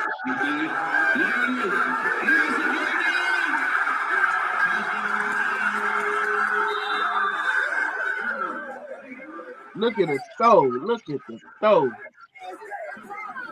Oh, he wide open. Oh, who blew the coverage? Who blew the coverage? Who blew the coverage? So I want to say a couple plays before they actually went to the play and he got it broken up, but it was one-on-one coverage the whole time. The very next play they ran it one time. They ran it one time again, and then I was talking with one of the boys on the sideline. And it was like, man, we Who need to designed them, go Kim? straight Who up. designed them? So do Field General design them too? Because that's Yeah, a great color mixture, and that's raw. That's raw, man. Shout out to Field General Parker. Great yeah. design, great color scheme. That stand out, man. Y'all been fresh all year though, man. Y'all, and what y'all point to y'all team, not just on the football field, but just swagged out, swaggerific, goddamn it. So 2 on that last one where he went out, now he's playing now 2 is, I think 2 is on a blitz. Yeah, And two right there. Two right there. 2 He's right on there. the out. Look like he had outside linebacker covering the slot. 5 is the 5 is the And cover. 5 looked like he see something. So 5 he's so what they breaking on the did ball. 5 so what they did was they swung the or they had a jet they swung basically they just had did no, what's call they it did. You they don't see it. 8 They is fake swinging and it. 5 went down to the Yeah, what's he went to called cover the swing, the and the swing. outside guy must be fake the block and struck out. Yes. Yeah, we got that play. Coach Kirby got that in the playbook.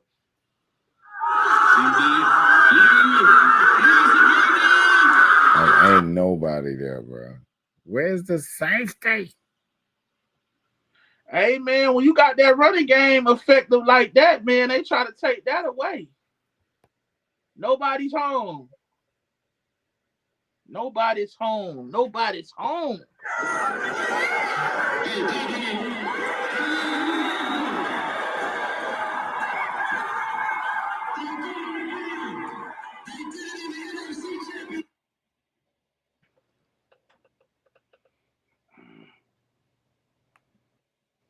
Score 7-6.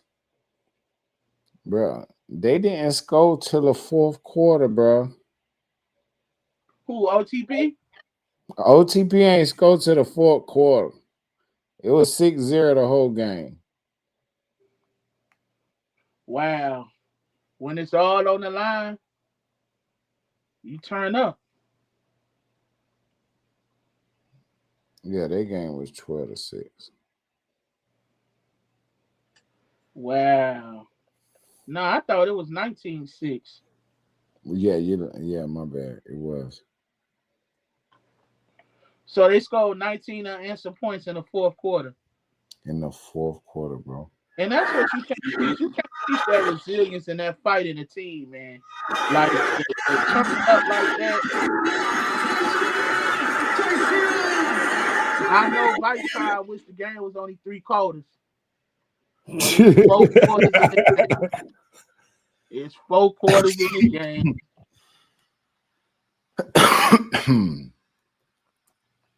Yeah, here's another one. Damn.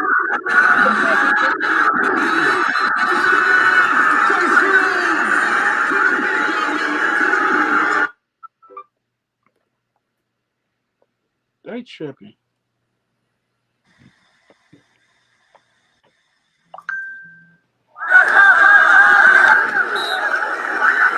Incomplete on this point. Kick off. 13. Yeah, see that's man, that's See this kid right here? how was he able to stop him like that? I love this kid. They call it back too.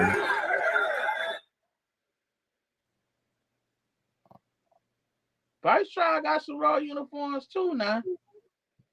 Yeah, I like those too. Look at 4 on the jet sweep. And Nah, that ain't 4. That's 0. Bro, did you see that step? Did you see the high step? Did you see the high step?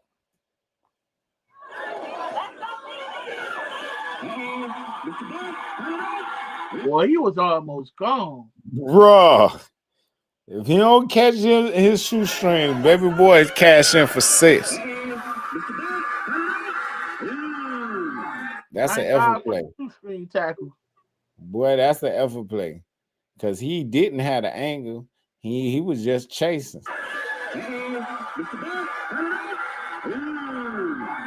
And they ain't scored. I don't think they scored. Wow.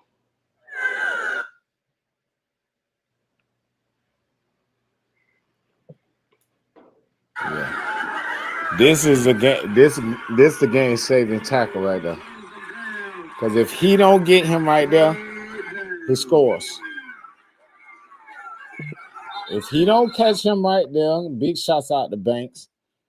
holding it down on the edge. There we go. Batman. Third down. That was not Batman. Batman is one.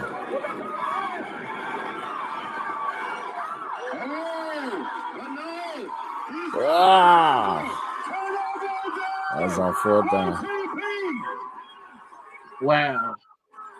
And then look at the good sportsmanship, bro. I love them boys, bro. I love Jason Young. You see how he picked him up?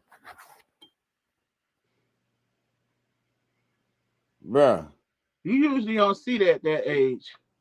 You see what I'm saying? Like, bruh. That was great sportsmanship.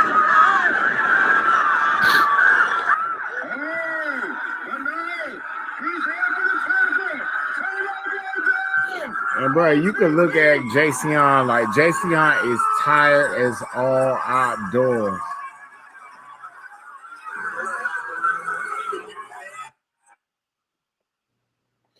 Like, bro, it's crazy that sometimes the kids have more sportsmanship than some grown-ups, bro. Most definitely. It's unfortunate. But nonetheless, they did their thing, they won. Can we get to that 13U game? All right, that's what you want. Yeah, we gotta get. We've been on for a while. I know. Get to them 13U standouts and analysis on that game as well. I want to say shout out to Liberty City. Shout out to the Liberty City Warriors. Yes, sir. They went up against a travel team. That's like an AAU team playing against a local rec team. This is what you were trying to find, though.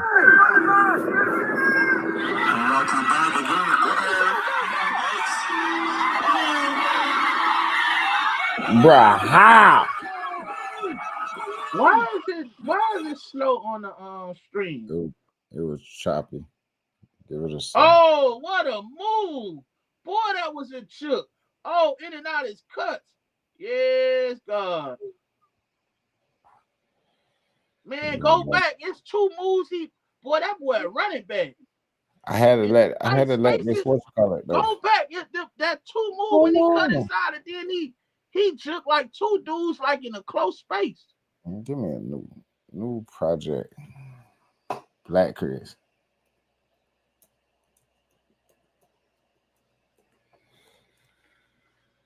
Boy, y'all can't say Lakes don't point to their kids. Them kids be fresh with new gear, new uniforms. Hey, man, whatever them people got as their registration fee, pay that. Here we go. Black Chris.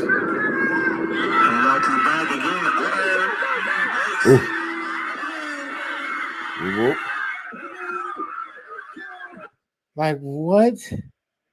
I still don't know what happened, bro.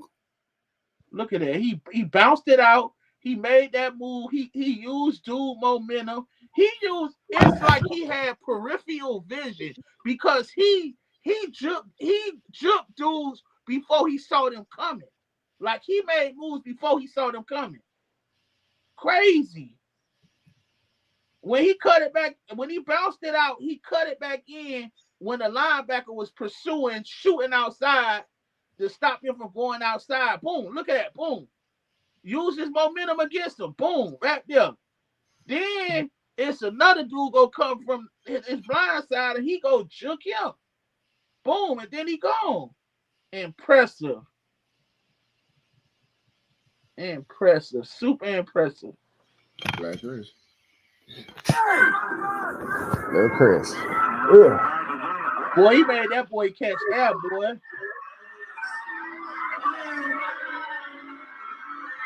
He made him catch air. Wow. The dude behind him was supposed to catch him. Catch air, right there. Boom. There we go, another one. Boom! Look Bruh, out! no.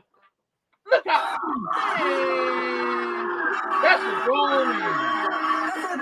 That's a grown man play. Huh? That's a grown man play. Straight up. Straight up. Baby boy did that. Hey, you deserve that Heisman pose, little man. You deserve that because that play right there, that's a play of the week. That's one of the plays of the week.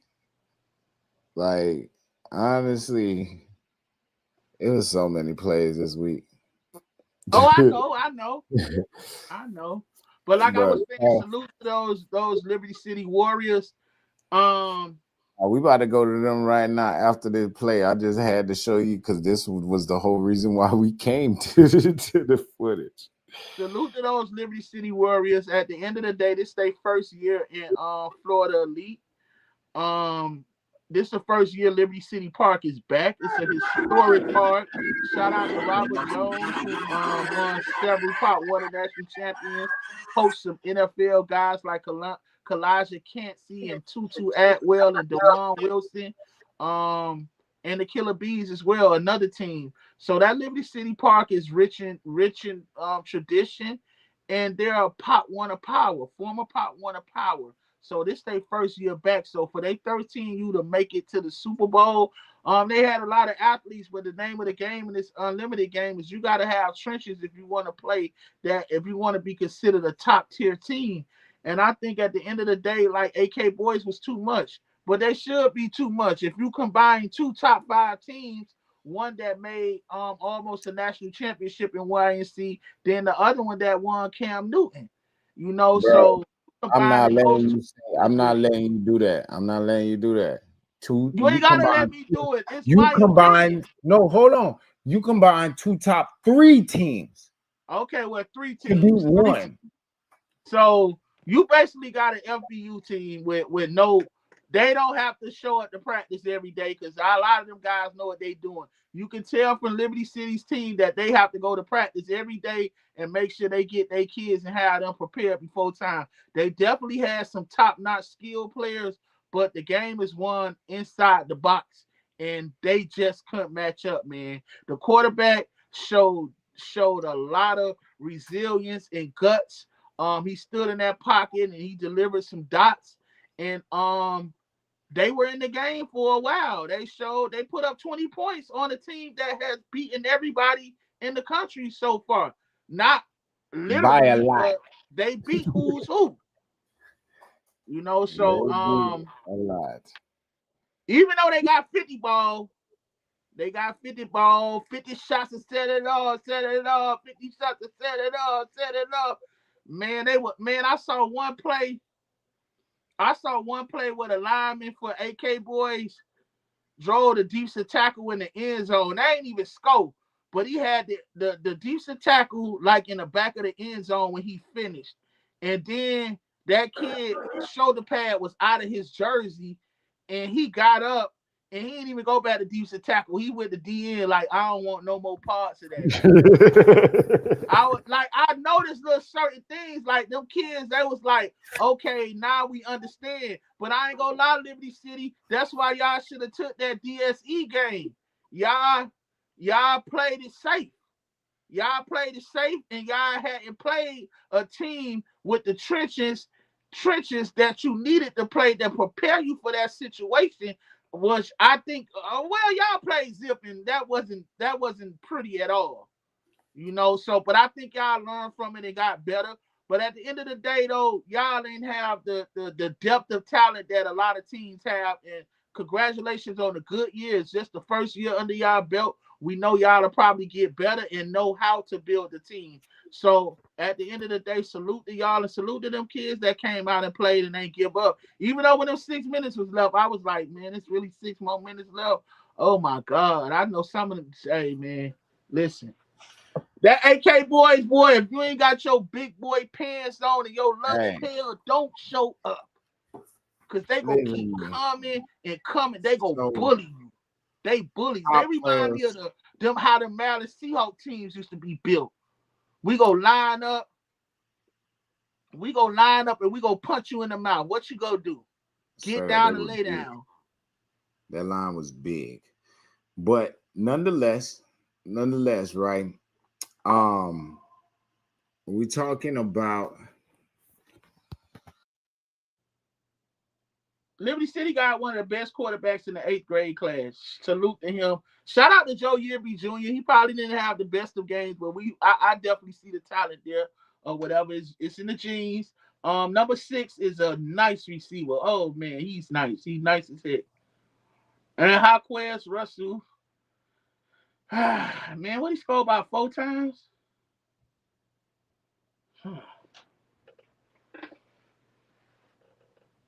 Shout out them AK Boys trenches.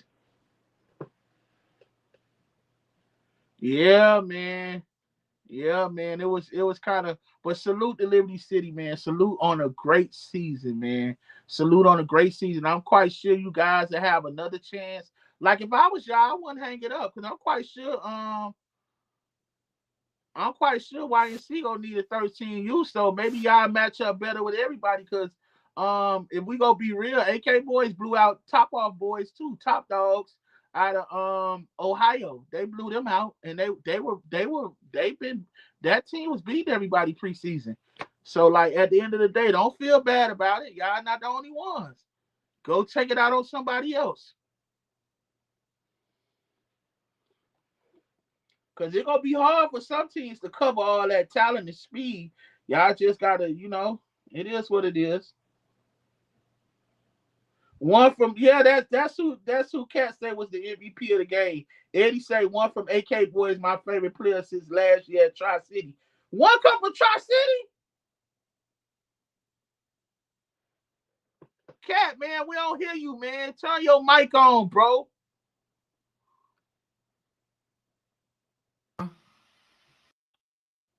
What's up, man? Hey, Cat, your mic ain't on, Holmes. Yeah, Eddie, man. And I'm trying to get confirmation from Cat, but I guess you're right, because he talking in mute language right now. No, matter of fact, he on the phone. He gotta be on the phone. But yeah, man. Yeah, one is see, dang, Eddie, you boy, listen, you know, Eddie. You already know, Eddie, because I think Cat did say 3 teams in one. So yeah, they definitely came up for Tri-City. So hey, it is what it is, man. If y'all gonna get all the talent in the city, don't play no local schedule, man. Go around and play everybody. If you want to get everybody that has talent in the area, go play a whole national schedule. Do like the AAU ballers do. Yeah, man. I ain't been talking my shit all year. I'm talking it now, man. And nationals coming up, man.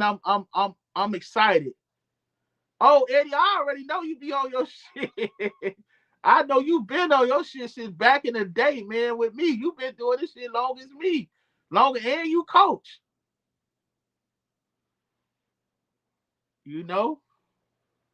But that Liberty City game, I have to give them credit, man. They have some nice receivers. They did a lot of great things, man. They did a lot of great things. I just think that they didn't have the trenches to match up with them. They didn't have the trenches to match up with AK Boys in this show, man. But salute to them for coming out there. Twan said this too, though. Twan told me, Twan put up a post and said that Liberty City wasn't going to be able to play with a team with trenches. Chat, can you hear me now? Yeah, I can hear you, my guy. We can hear Cat. Man, Mike, man. My wife called me on my mic on my phone, and I couldn't get back in. I don't hear you no more, Cat. You don't went back out, my guy.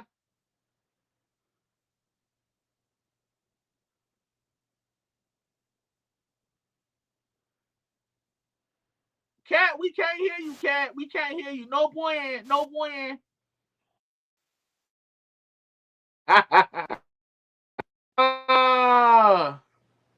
Y'all can hear me though, right? But yeah, like I was saying with that 13U, AK Boys, they definitely look to They definitely look to win YNC. They should be the favorites. They beat Zip twice, but we also know in YNC beating a team in regular season don't mean nothing.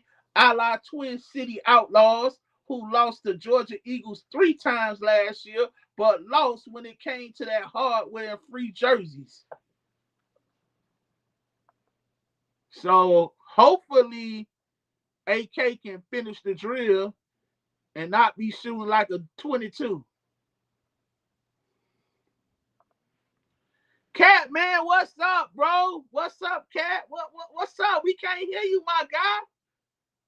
Okay. You know what I'm saying? But you know I'm going to hold it down because I ain't talk my shit all year, man. Hey, man, it's been a hard year for your boy. You know, life been lifing, you know, but I've been able to, you know, maintain, and I've been doing my homework all year, man. And you know what I want to say too, man? This has been the hardest year to do rankings. Y'all know every year I come with it. I'm going to have some fresh teams in there that nobody knew about, but I'm going to keep it funky with y'all. I didn't put out another governing independent ranking because I feel like a lot of teams weren't even deserving of being ranked.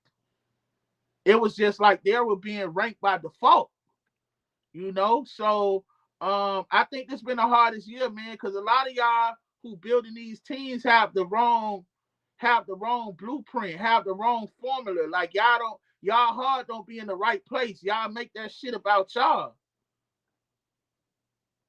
All this merging and, man, get them kids and coach them kids up, man. Go to some coaches clinics. It'd be a lot of teams out here with no offensive identity, no answers for certain things, but you got all the best players in the area.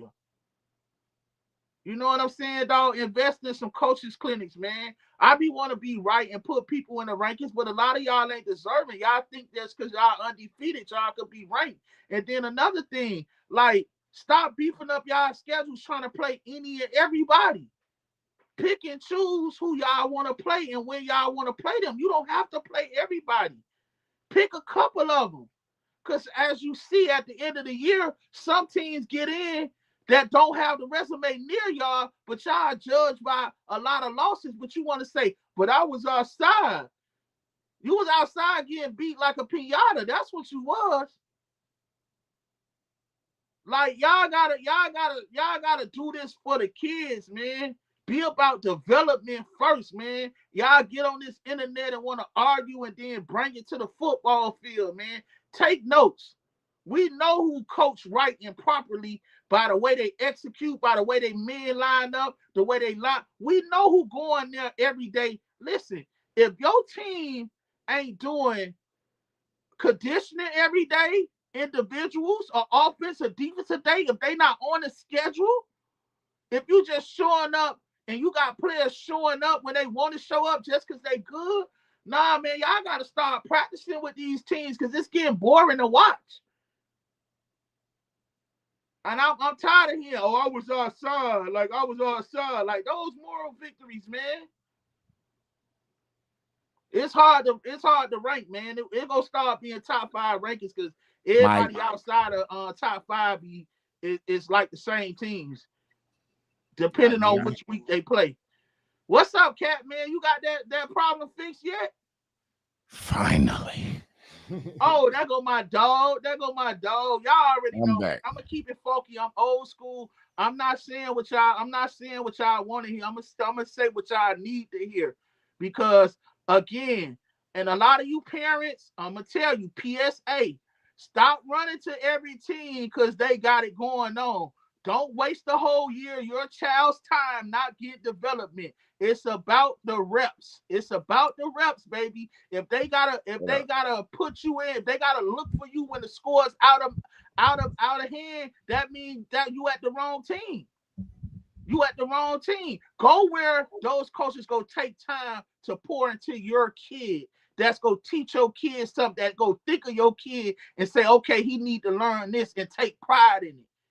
You know how many kids that I thought was good and end up going to one of these teams that travel a lot, that's raw, and then they sit in the bench, and then you trying to figure out, and then sometimes you put yourself next to a player that you think you're on the same level as, and then it show how big the gap is. Cause you ain't doing what he doing. Y'all be getting the wrong information from the wrong people. Stop watching stuff from the outside looking in and learn every step along the way. Talk to somebody that knows what's going on. Too many of y'all react and project based off of what you see. Y'all gotta do right, man. Do right by these kids, man. They giving out money, man. Check. There go my guy right there. They giving out money, NIL money. And shout out to Neiman Lawrence, man. We've been ranked as number 1. 7 touchdowns against my Rockets. I'm crying.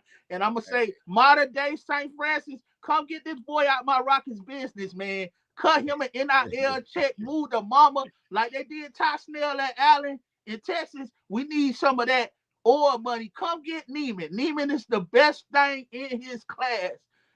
Bar none. Best South Florida quarterback I've ever seen.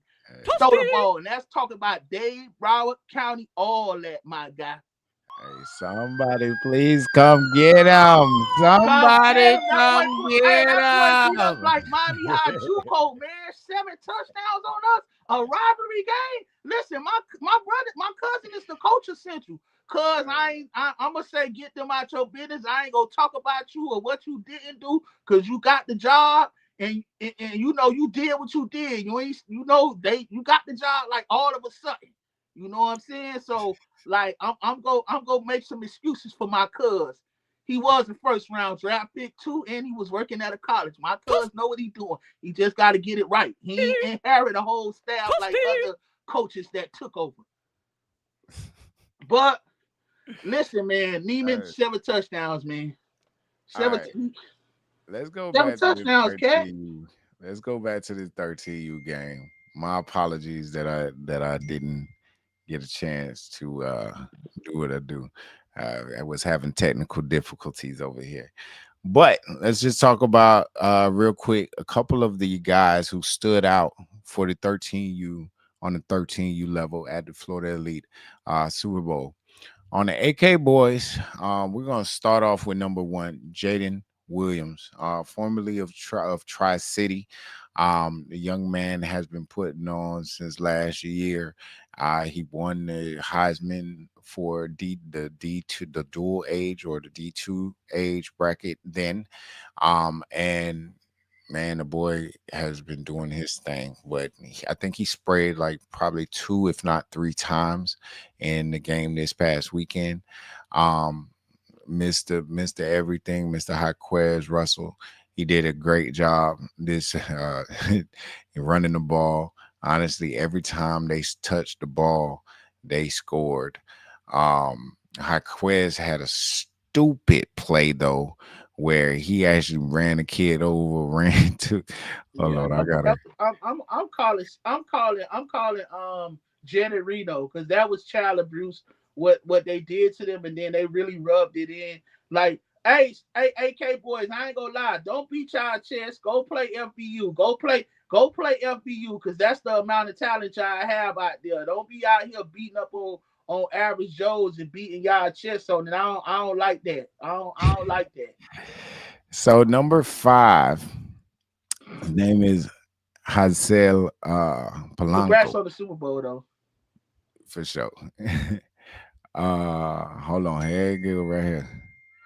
Oh, I gotta share it again. You gotta share it again.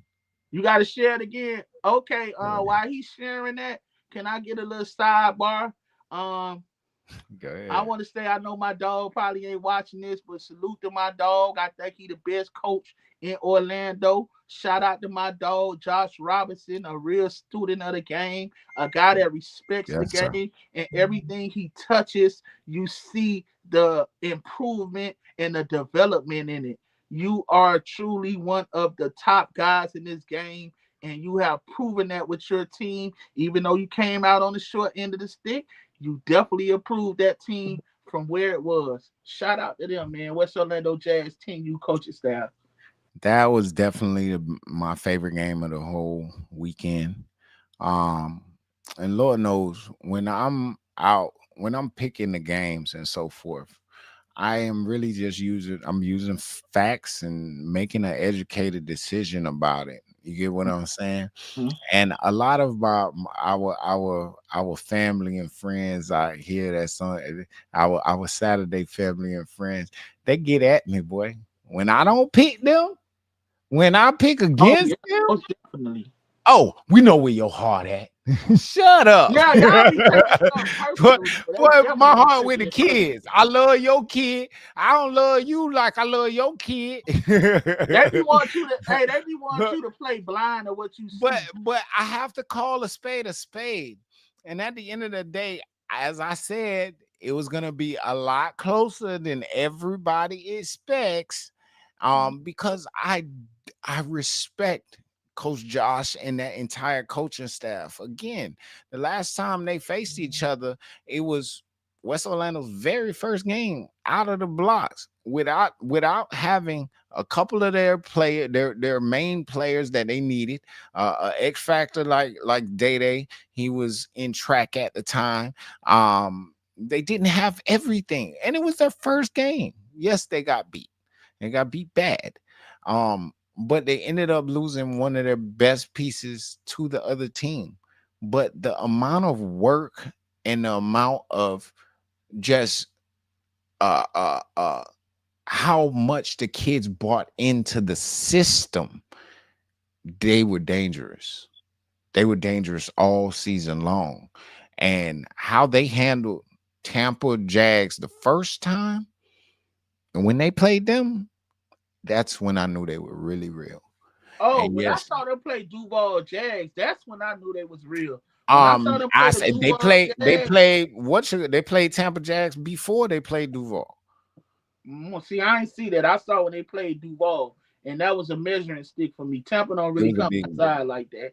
But And they told them boys out the frame. Tampa yeah, ended up and playing. remember Tampa, that was an example because Tampa had tied with Dog Pound. So that was their Yep, measuring stick and letting yep. them know like we ready for whatever. Straight up, straight up. And they beat the brakes off Dog Pound. I mean, excuse me. Yeah, and Off, they they beat the went brakes toe off to of toe with Tampa. Duval. Duval, Not Dog Pound. they But went toe to toe with nonetheless, Duval. those were two great games. Um, but again, West Orlando coaching staff, big shouts out to y'all again. All right. But let's get back to 13U because you don't want to let me finish 13U, huh? No, I'm actually looking at the still shot and I see this double Okay. T and it looked like a bunch of kids putting a kid in a locker in the hallway. That's what it looked like on this double T. So And number they two, they so put the number guy in 20, the locker. 20 is the center on the other side of him with the white helmet. 9 times out of 10, I think that was Trip, but I'm not sure. But yeah, they were combo blocking all day long. And look at seven right there in the hole. Like Seven right, hey, he shoot gotta that, hit man. that. What you He waiting gotta on? shoot right now, right? Yeah, I'm gonna All clean right, this here we up. go. I'm gonna let it play. Bruh.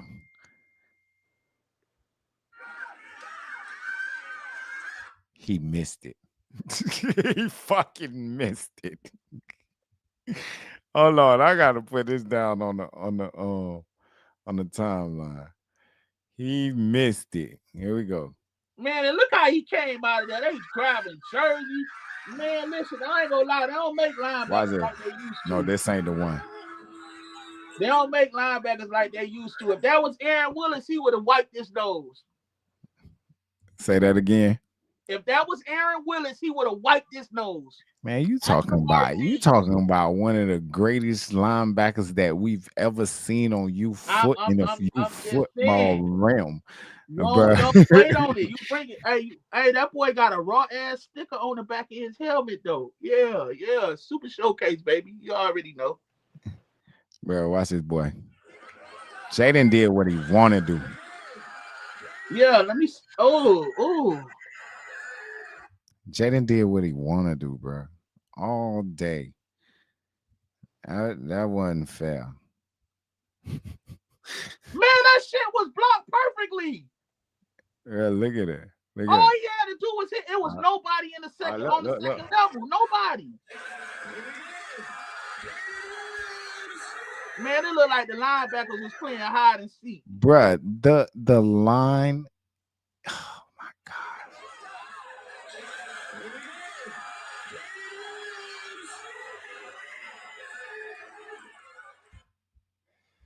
Yeah, Look but at Troy. Troy, the lead blocker. He go definitely hit something. he gonna hit everybody. Any and everybody. But that wasn't even the one that I wanted to show you from Troy, bro. I mean, not Troy, from wait, where is it? There's one from Hot Quiz, bro. He ran through that man's face mask. He ran through the man's face mask. Here go another one.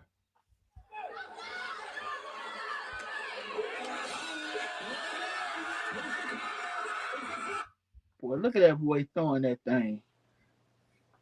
There we go. That might be it right there. No, this ain't the one. It's the next one. The extra point.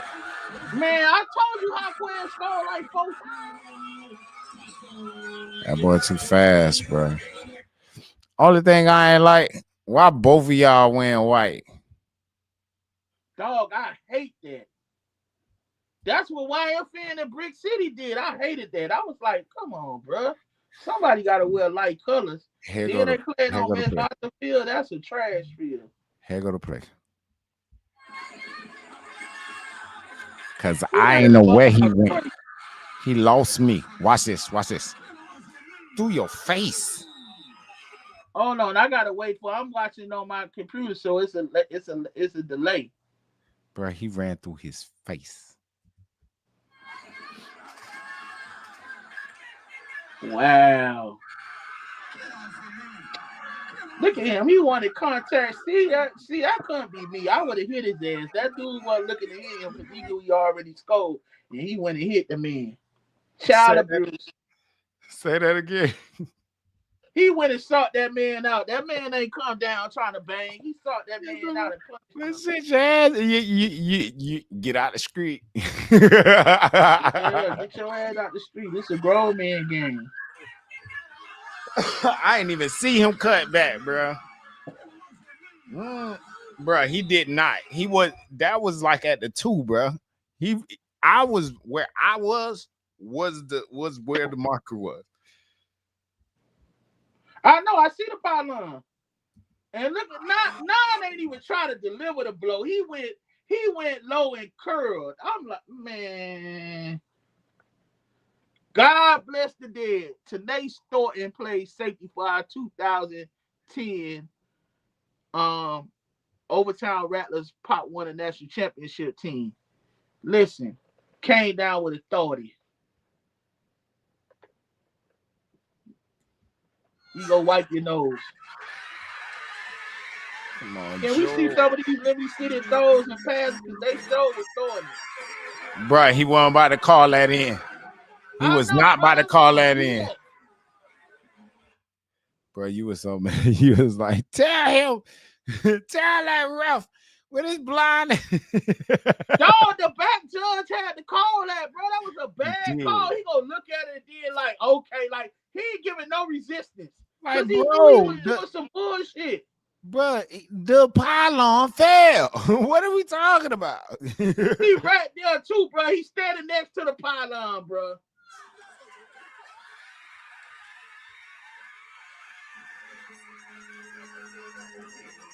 Shirt off. And Joe was the one who hit it.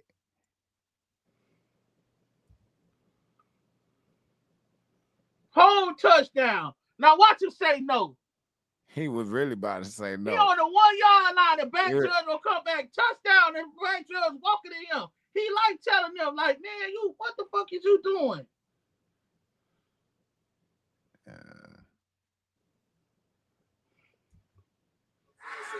What Liberty City quarterback name?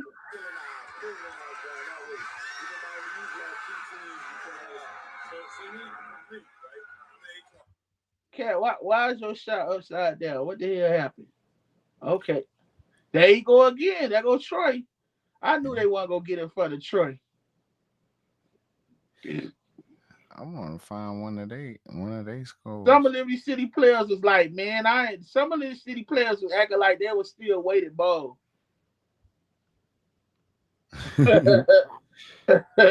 Cause for real, bro, it's like, man, I don't supposed to be tackling no unlimited. I play 135.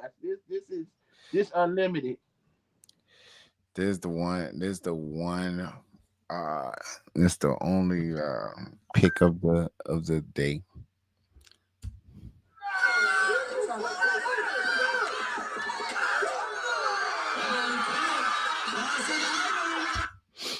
He threw that kind of flat footed.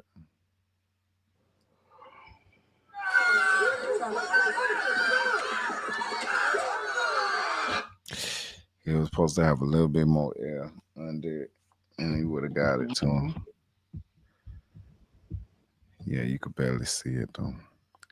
Look at Big. Nonetheless, top performers for Liberty City Warriors, I would say number 5, of course. Number 5 6. first. Number 6. Number 1. Number 4. Number 0. Oh, has some strong hands. Yeah, Yerby got into the end zone at the end of the game. That's number 2. But yeah, honestly, you missed it, Devin. You. Huh? Now I'm reading the comments. Okay, but nonetheless, Liberty City does have. Oh, and that number 00 was running a rock really well. For them, they ended up scoring 20 points. Bruh, I don't think nobody scored 20 points on them all season. Yep. I don't think nobody scored 20 points on them all season. So by all means, that's to be applauded for a team that really ain't have no O-line. Because I saw too much standing around. Like, I'm getting sacked. You can't. If I'm getting sacked and you standing there looking at me, you ain't do your job. Yeah. Like, it was a lot of times they live was standing around looking like they frustrated. Bro, you ain't the one on the ground, bro. The one thing I will say about this team is they gonna give respect when respect due. And when I'm talking about the team, I'm talking about the kids.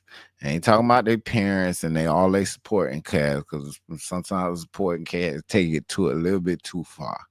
But nonetheless, it's still a game of kids, and these kids, they really show love to each other. And 8, 4, all of them, Troy, all of them was saying that 5 is really like that. They quarterback, man, he really like that, such and such.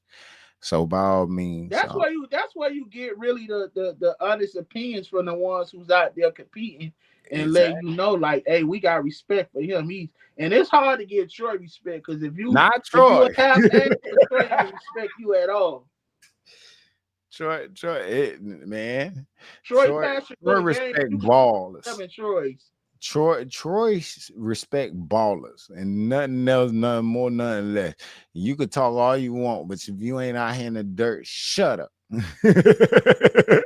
I told you, I'll never forget what he told the boy at the showcase when he was crying about getting the ball or being some. I was like, oh my God, like that was brutally honest. Like he just told him, get from around here with all that fucking crying. Hey, a baller is a baller.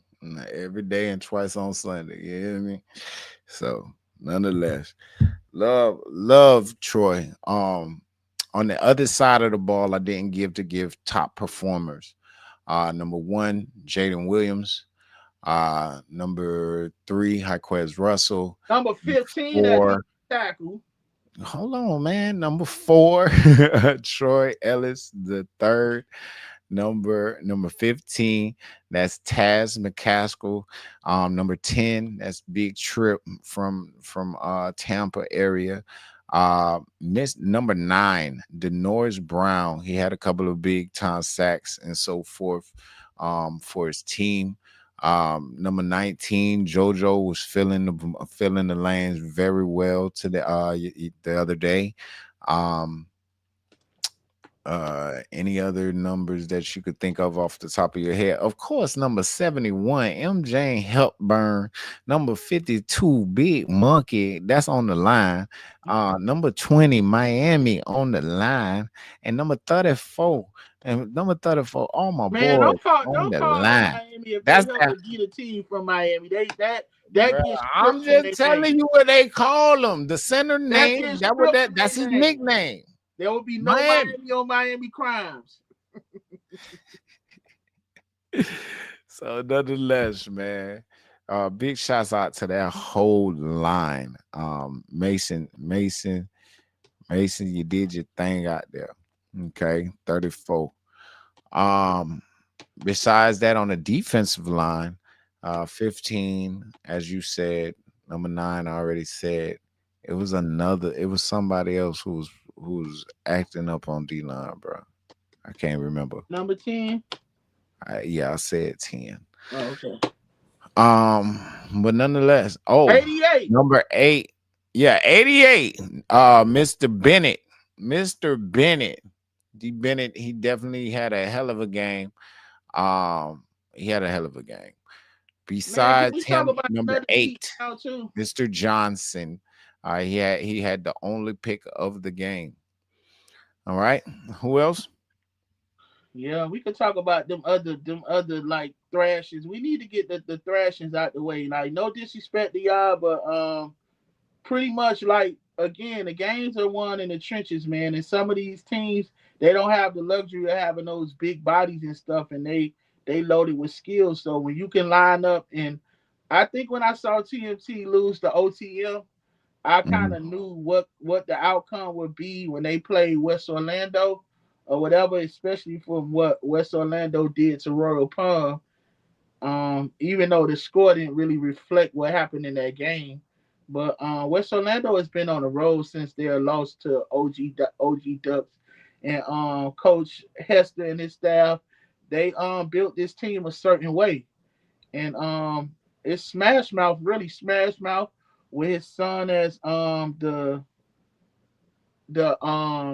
dual threat. His son is the dual threat. So everybody knows Drayton's speed and elusiveness is really a problem. And he's a fool in that open field. And you have to prepare for that. And then you got to prepare for the pound game. They're a huge team. TMT, at the end of the day, they made it to the Super Bowl. You know, with their passing game and a wide open offense. But I knew when I saw this matchup that it would probably be a repeat of what OTM did to them, because Lakes is not a big team. I'm quite sure Coach Vonnie will address those things this coming year, or maybe they could do some AK type stuff and merge. But shout out to Austin Costa. He always comes to play. He's one of the top quarterbacks in the 12U age group, and that passing game was on display. But at the end of the day, that game got out of hand, just like the AK boys in Liberty City. I think those were the two most lopsided victories in the Florida Elite Super Bowl. So 12U. Shout out to West Orlando. Like, y'all really are the number one team in the state of Florida. Something that you guys earned. So salute to y'all, and good luck to what y'all got going on next. Drayton Hester is definitely a phenom. Who number 3? Who else can on that team? I don't know their names. So number 5 Turbo exploded out of the backfield on the first drive for a 60-yard carry to the crib. Number 21. King Benjamin, he had a pick 6 to the house. I want to say that one was about 60, 50, maybe 50 yards. Number 3. Number 3 is Prince Corey Shillings. He's been man all year for them, and he's been doing his thing. Number 8, Dalen. Dalen was the second score of the game. Dalen had two. He punched it in twice himself. Of course, Drayton Hester. He had a couple of good plays. Even number one, Big Shark, that's Mr. Santiago Wingo. He was able to get into the chicken box yesterday. They ended up giving him a handoff, and he did go ahead and punch it in. But to be honest, that whole defense was biting. The defense was biting all over the field. For TMT, another kid who did exceptionally well was Mr. Austin Costa, of course, was 12, who Darian already spoke about. But Mr. Zion Baker, he formerly was, well, shoot, he came from Lakers. He been at Lakers all his life for the most part. Zion Baker, he ended up scoring twice in the contest and putting up the only points for TMT. But big shouts out to Zion, big shouts out to Fritz, big shouts out to Mr. Francis, AJ Francis. All of those boys put in work. And honestly, it was a lot of dragons out there. I mean, like, they were tall and long for Lakes 12U. Next year, once they put on some weight onto that long frame, and the biggest thing for them is if they find Trenchman. Right now, I feel like they were a little bit. They need to merge with the Hurricanes. That's what they need to do. They were light on the line, like excessively light on the line. Yeah, and that was a big part of why they were not successful. Again, as Darian said, when you do not have the line to really stand up against some of these teams that have been deemed as the best from all over, it's because of their line. All right. So you have to, in the off season, you have to be building your line and really honing in on the craft of blocking. Because I'm gonna be real with you, having big kids is good or whatever, but Coach Chop did wonders with that Miami Gardens Purple Machine line. It was a couple of them that had size. He's been doing that since Liberty City, but in TMT's defense, let's be honest. Different areas build teams the different way. And why your sound went off, Cat? Your sound off. Hello. Oh, you there? I hear you. But okay. different teams in different areas build differently. I think that in South Florida, it's kind of hard to build the team. Like who's West Orlando has no equal because they have all the talent in that area, so they don't get to play them. Think about South Florida. South Florida have like 4 to 5 teams in that 12U bracket that are knocking each other off. So it's like, just think about this: if OTM, Royal Palm, and Lakes merged, what would they be? They would be West Orlando. So at the end of the day, more kids are getting reps in South Florida because they're playing against each other, and none of them totally looks like out in the way better than everybody. That's why Royal Palm was able to come back and slay their demons, even though they ran into West Orlando, and we know what that happened. They only had 3 possessions, and they couldn't defend onside kicks. You know, so I think that it's gonna be kind of hard if all those teams come back for 13U and wanna, you know, and wanna move forward with their team and find other parts to put with it with 13U, because you got the Flock, you got OTM, you got DSE, you got Royal Palm, you got Treasure Coast. All of them are in the same proximity of each other and have to go through each other. You know, so that's kind of hard on their part or whatever. But like I say, some merging might happen. Who knows? But you know, you got to build that national team a certain way with your trophy. I can't speak on down south and whether or not they would merge or would not merge or whatnot. Nah, too much pride. Because you know they got a lot of pride. I don't care if they merge. I actually don't want them to merge. I think that we get to see more talent. Exactly. More talent. I'm a scout. I want to see. I feel like that diamond in the rough don't get to be found if it's only one Yeah, one team in the area. You in absolutely the right. area. We I don't get feel the like, focus on all the kids. Like, you know what I'm saying? Like, it's like, you know what I'm saying? And it's awesome. and I wanna say it like this. All right. Just because you are not the man on your team don't mean that we are not paying attention to you. Right. Okay. We just named a whole bunch of kids, and I'm telling you, I'm naming names, not just number We get this, number excited that. about We're school names, don't we, we're Ken? we're We was like, we boy, know man, that these boy, you kids. heard about him? Who he is? Yeah, like who is this? What's his name? Because I like we really care about these kids. So by all means, but if you don't get on the field, I have no recollection of you at all. At all. But by all means, if you get on the So field and stop falling you for that make a play, exposure shit when they say you are gonna you get exposure over here. no, you just gotta get on the damn field and play a competitive game. Let's be completely frank. A And then not competitive just that game. though, Cat. You got to come out and compete when it's time to compete and represent you. That's what combines are for. Combines represent you. No, your coach don't control that. Nobody controls that but you. So you got to come out to stuff like that and do your own job. Play some 7-on-7.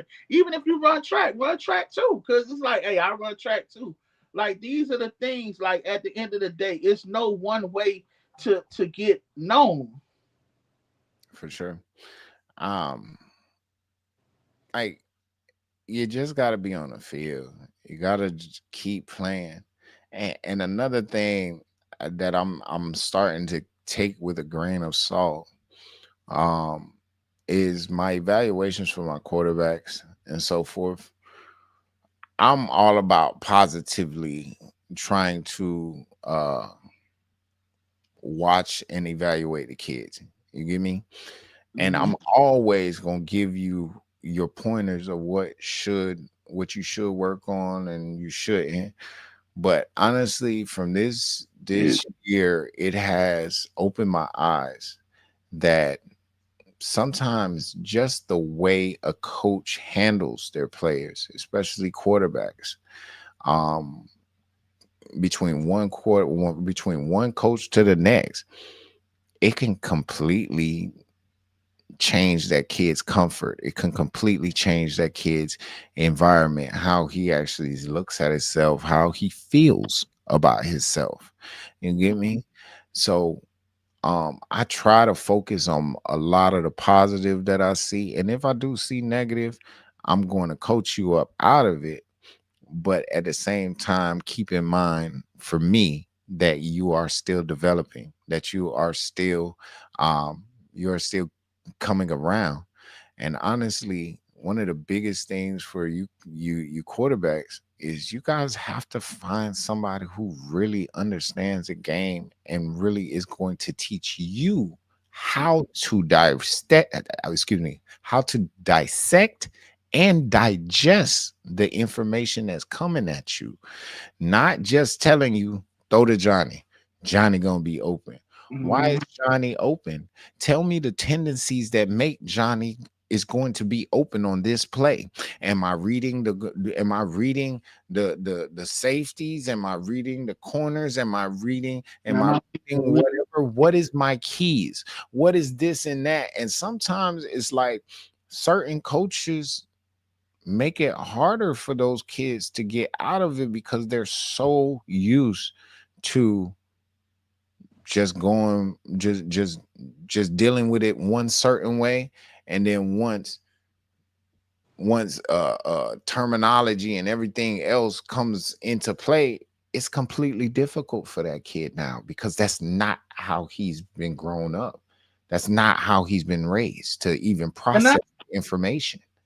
And I think that what I feel like with quarterbacks, because I've been doing this quarterback thing for a while. And I think I've been able to identify some of the best quarterbacks over the last 10 years before they were who they are. And I think as a scout, your formula changes every year. And what I'm starting to notice, what's changing in my formula is I don't really judge quarterbacks by level of competition anymore. because I think it depends on that person. And like just seeing what Neiman Lawrence has developed into, I could say this, man. What's up? What's up, Prince? I could say this: when you playing quarterback, if you want your kid to take quarterback seriously, you have to pour into your kid. You have to get your kid a trainer. You got to know he wants to be a leader. He wants to work. The quarterback is the hardest working guy on the field when he wants to be great. He has to work. He has to be prepared. He has to know what everybody's job is. And a lot of times I can look at the body language and the things that a quarterback does that he doesn't want to do. So at the end of the day, invest in your child if he really wants to play quarterback and get a quarterback coach, because that goes a long way. That quarterback coach is going to teach him the things like it's okay to get the proper trainer to do certain things to teach them how to play it. But at the end of the day, they have to want to do it. That's why we call mental makeup a trait that every athlete has to have. It's the decisions you make, your willingness to do things and work on things. So at the end of the day, I just think like you got to judge quarterbacks differently. And I don't like a know-it-all quarterback. Like if I give you advice, don't tell me you know that already or tell me something else. Like don't tell me what you think I want to hear.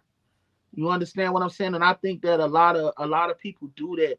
When you try to tell them what you see, they try to make an excuse for it. Just say, Yeah. yes, coach, I understand what you say. Be coachable. Because trust me, I watch film. I don't like highlights. That's why you see us broke down that film when this first started, because we watch whole games. We don't, you know what I'm saying? I pride myself on whole games. I want to know what you do in between the in between plays, how you respond when things don't go your way. Those are things that need to be addressed, and we have to know about you. Straight up. So, uh, absolutely good point. The evaluation process with QB varies. It's completely it's very hard. That's one of the hardest positions to judge, to be honest.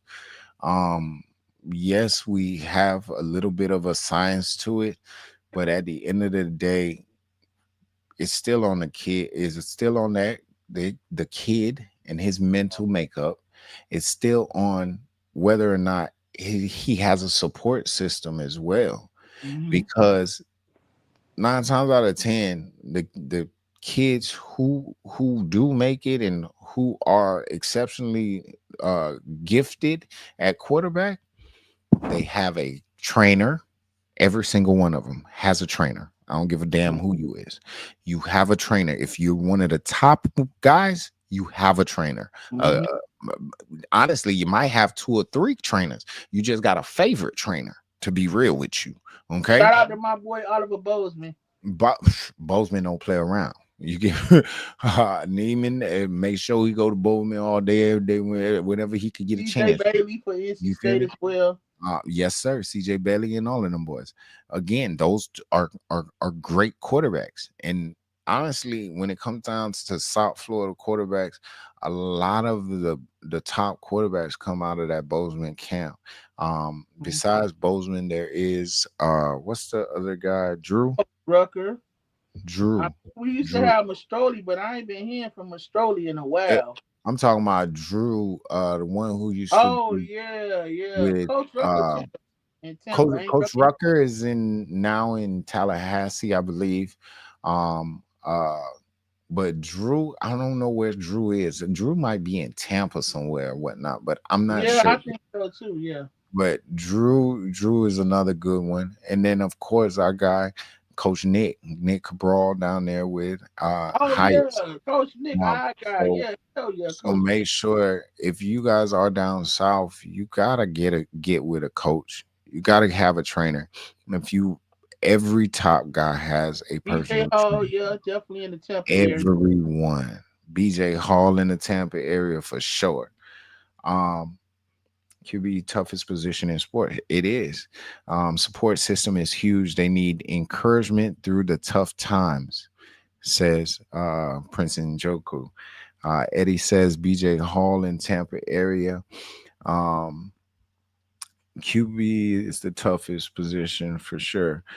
absolutely good point. The evaluation process with QB varies. It does. And you have to take so much more into account with these quarterbacks. But I'm going to be straight up real with you. There's only one quarterback on the field at a time. And this is a game of size and speed. All right. If you ain't Mhm. got the speed, at least you have to have the size. And if you don't have the size, I can't place you into the all right. Let's say I went and broke my new phone or my new camera, right? I can't get a piece that doesn't fit this equipment, or it's not gonna work how it's supposed to work. So if my piece last year was 6'3", 235 pounds, and got a rocket launcher for an arm, guess what I'm looking for? I'm looking for that type. I'm looking for that mold. A lot of a lot of these, especially the high schoolers and whatnot, they're not paying attention to where they're trying to go. And what I mean by that is, like, if you're trying to go to Indiana, you're trying to go to Miami, how has your position, how has they fared in the past 5 years? You're supposed to go and start doing research. In my position, say my position wide receiver. Okay, at Miami, how many of these in the last 5 years, how many of these wide receivers went to the league? How many of these receivers actually are progressing? How many of them actually developed, et cetera, et cetera? If you if you're a receiver and you start thinking about it, and you start thinking about like OJB and the rest of them, all of these guys, and they all coming from LSU, and you the one of the top guys in the nation, huh? LSU should be on your board, right? Or another way to flip it, what if there's all seniors right now? They're all seniors, and all of the time the coaches have some type of seniority, have some type of seniority system, blah blah blah, whatever it is, and that's how you're going to earn your reps. If that's the case, if that's what fits you, go there. If that's not what you're looking for, you need to go and figure something else out. But a lot of these kids and parents are going into these negotiation rooms and going to visits and all of these things with half of the information. That's real. You know what's the I ain't gonna even lie though. Like quarterbacks are hit and miss, but I think that when it comes to it, like not to pat our back, but I feel like we're more accurate than anybody else when it comes to it. You gotta know what those goods is, and you gotta know what you see early. You gotta understand what that person needs. But I think that a lot of times the only way you're gonna really get it totally right is that if you're with that person on a day-to-day basis, we can only see so much. We can only view so much and not know what's in that person's head or between their ears. A lot of people can mask what it looks like, but you get to see it like the Bryce Underwoods. We all have reservations or certain forks in the road that when we look at a prospect that they exceed faster than we even thought of. Sometimes you think a guy may need 2 to 3 years before he really hit his stride, and boom, he hit that the next summer. And you'd be like, whoa, Yeah. he's ahead of projection.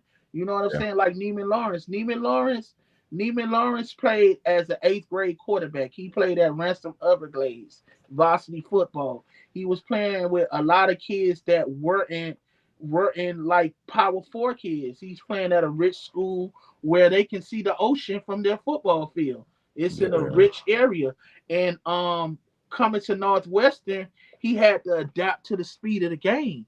So it took him time. And then not only that, Northwestern was had a quarterback that just won a state championship with them. And this kid was highly decorated as his eighth grade year when he won with Lambeau. But at the end of the day, the things that separated that quarterback from Neiman was that quarterback didn't have the quarterback training or the background support that Neiman has. So he was rough around the edges. That kid ended up Yes. leaving and freeing and opening up the job to Neiman.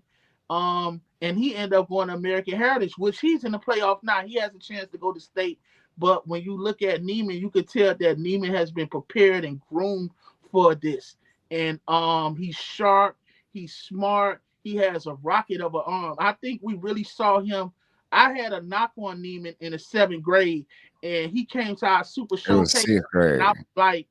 I was like, oh cat, that knock ain't there no more. That boy got it. Like he did a rollout Yeah. throw like that was just like you Yeah. just he came of age, and then he was getting sacked by Asher Giotti, that is a 5-star at Yo. Jacksonville Bowls. He sacked Neiman like 5 times, but Neiman was throwing darts regardless. He was tough. He was everything that you saw that you was like, oh man, I thought he'd take a year to master this, but he got it now. But he had a quarterback coach, and he had that want, and he has it between the ears. So, And I'll tell you this, that he been training for a long time. It ain't just now he decided to be a quarterback out of nowhere and just whatever. No, he's been a quarterback on my radar since he was 9, maybe 8 yeah, years remember old. the pandemic And when he was up in Jacksonville with Coon them. And then he was like, by all means, I could tell he was training then. He always had the physical He talent. he's always, you could tell he was polished. He wasn't just somebody that's off the couch. Yeah. You know what I'm saying? And I'm telling y'all this now. Coaches know who trains and who don't. Yep. Just from Bryce your Underwood movement, just from how you handle situations sometimes. Because if you're gonna dedicate yourself to training, man, you're gonna dedicate yourself to the team. You're gonna dedicate yourself to what we got on, to our program, to what you're gonna buy in. Why wouldn't I want to he do it like knows that? where everybody's supposed to be just by going through his progressions and where he puts that ball at, because he knows he's gonna run to this spot or he's going to this. Like that what Neiman did against Central. Like my alma mater is the Rockets. He made us look like a JUCO high school. Like I mean, that was like, if y'all seen it, go watch the film of what he did to Miami Central, who produces the most. They're in the top 3 of producing the most pros and Power 5 kids in the state of Florida. He threw 7 touchdowns versus those people, and he's a sophomore. He's a sophomore, folks. And I mean, now don't get me wrong. And then when I said adapt, he had to adapt to the speed of the game. And if you watch him from when he came over to Northwestern to now, you can tell again it's between the ears, middle makeup. He wants it. He wants it. And now he's looking like a seasoned vet, and he's throwing to targets. Now he got the supporting cast as well, but he's making them look even better. He's raising their recruiting numbers and ratings, because it's gonna be 2 5-stars on Northwestern. Period. Neiman Lawrence and Nicholas Lanier. Nobody. Both of them been certified 5-star since they was little too. Both of them. And again, when we say quarterback coach, Bryce Underwood, same thing. Coach Dooley in Michigan, Bryce Underwood set out his 8th grade year, and I thought it would hurt him, but it didn't. He hit the ground running as a 9th grader, winning the state championship. Bryce won 3 state championships in his career. He never had a bad year in high school. He was out there, and you see him at Michigan. He's going to be a great quarterback, and those are things you see. I've been watching Bryce and Bryce since 9U. Same thing with Dante Moore. Been watching him since 9U with Detroit Spartans. Trent Seaborn, same thing. These are things that we watch and we pay attention to. We don't catch on to them when they're that. We catch on to them from the jump. And again, all of those names that we've just said, all of them came and made sure that they were out and about early to solidify themselves. A lot of you guys don't come to camps until you're in the 8th grade, until you're in the 9th grade or 10th grade. First and foremost, you're behind the curve already. Because if this is your first time even experiencing the atmosphere or just the situation, you're behind the curve. Because there's some kids who have been in a combine setting 3 and 4 times and understand they came here to compete. Understand that they and again, somebody could talk to you and tell you all the time, but until you go and have the experience yourself, you will never learn. You get me? So the kids have to show up to camps, have to show up to this and that. Um, what's the one boy from give me one second. The one boy from Alabama. Trent Seymour. Yes. Trent Seymour, he committed to Alabama as well. Came from Colorado. He's originally from Hawaii. He's So Trent Seaborn, first time I got a chance to see him was Trent Seaborn. First time I seen him was football hotbed. He was 10 years old. First time I got to see DJ Moore was football hotbed 7th grade, and then I also seen him at the show 7th grade. I also seen Trey Taylor. yeah, From Trey Taylor. Definitely what Trey you call Taylor. it. I seen him at football hotbed, seen him at FVU, seen him at the show as well, Next Gen. Again, all of these kids have come out and they were on this Compete. Yeah, competing and putting their name out into the world early, that I'm the man. You get me? So a lot of y'all don't understand, or when people say or try to whatever, greatness is early. I believe in it. I believe greatness is early. Greatness is a decision. Greatness is how you carry yourself. Greatness is how you just everything. You have to choose to be great. And it's all by your actions and how you just decide to go through everything in life. So again, Kane was another kid that we seen on the circuit early. CJ Sadler, another kid we seen on the circuit early. So by all means, all of these kids are kids that have trainers who don't And just do minimum. I think when I told somebody, like, I look at the 28 quarterback class, and I think it's just like it's guys that I look at that I know from the 8th grade that, yo, these guys go beat the ones. Like, we got the kid AJ Tuavea in Washington. I think he's the most slept on one in that class. We also have Jackson Scully in Arizona. He's a big time kid, and also Vargas in Massachusetts. Those guys are in the same class as Neiman. I don't think you can miss on those guys. The quarterback is a position that you got to get out there and compete. Get out there, get your name out there, go throw to different guys because you might not be throwing to the guys that you need to.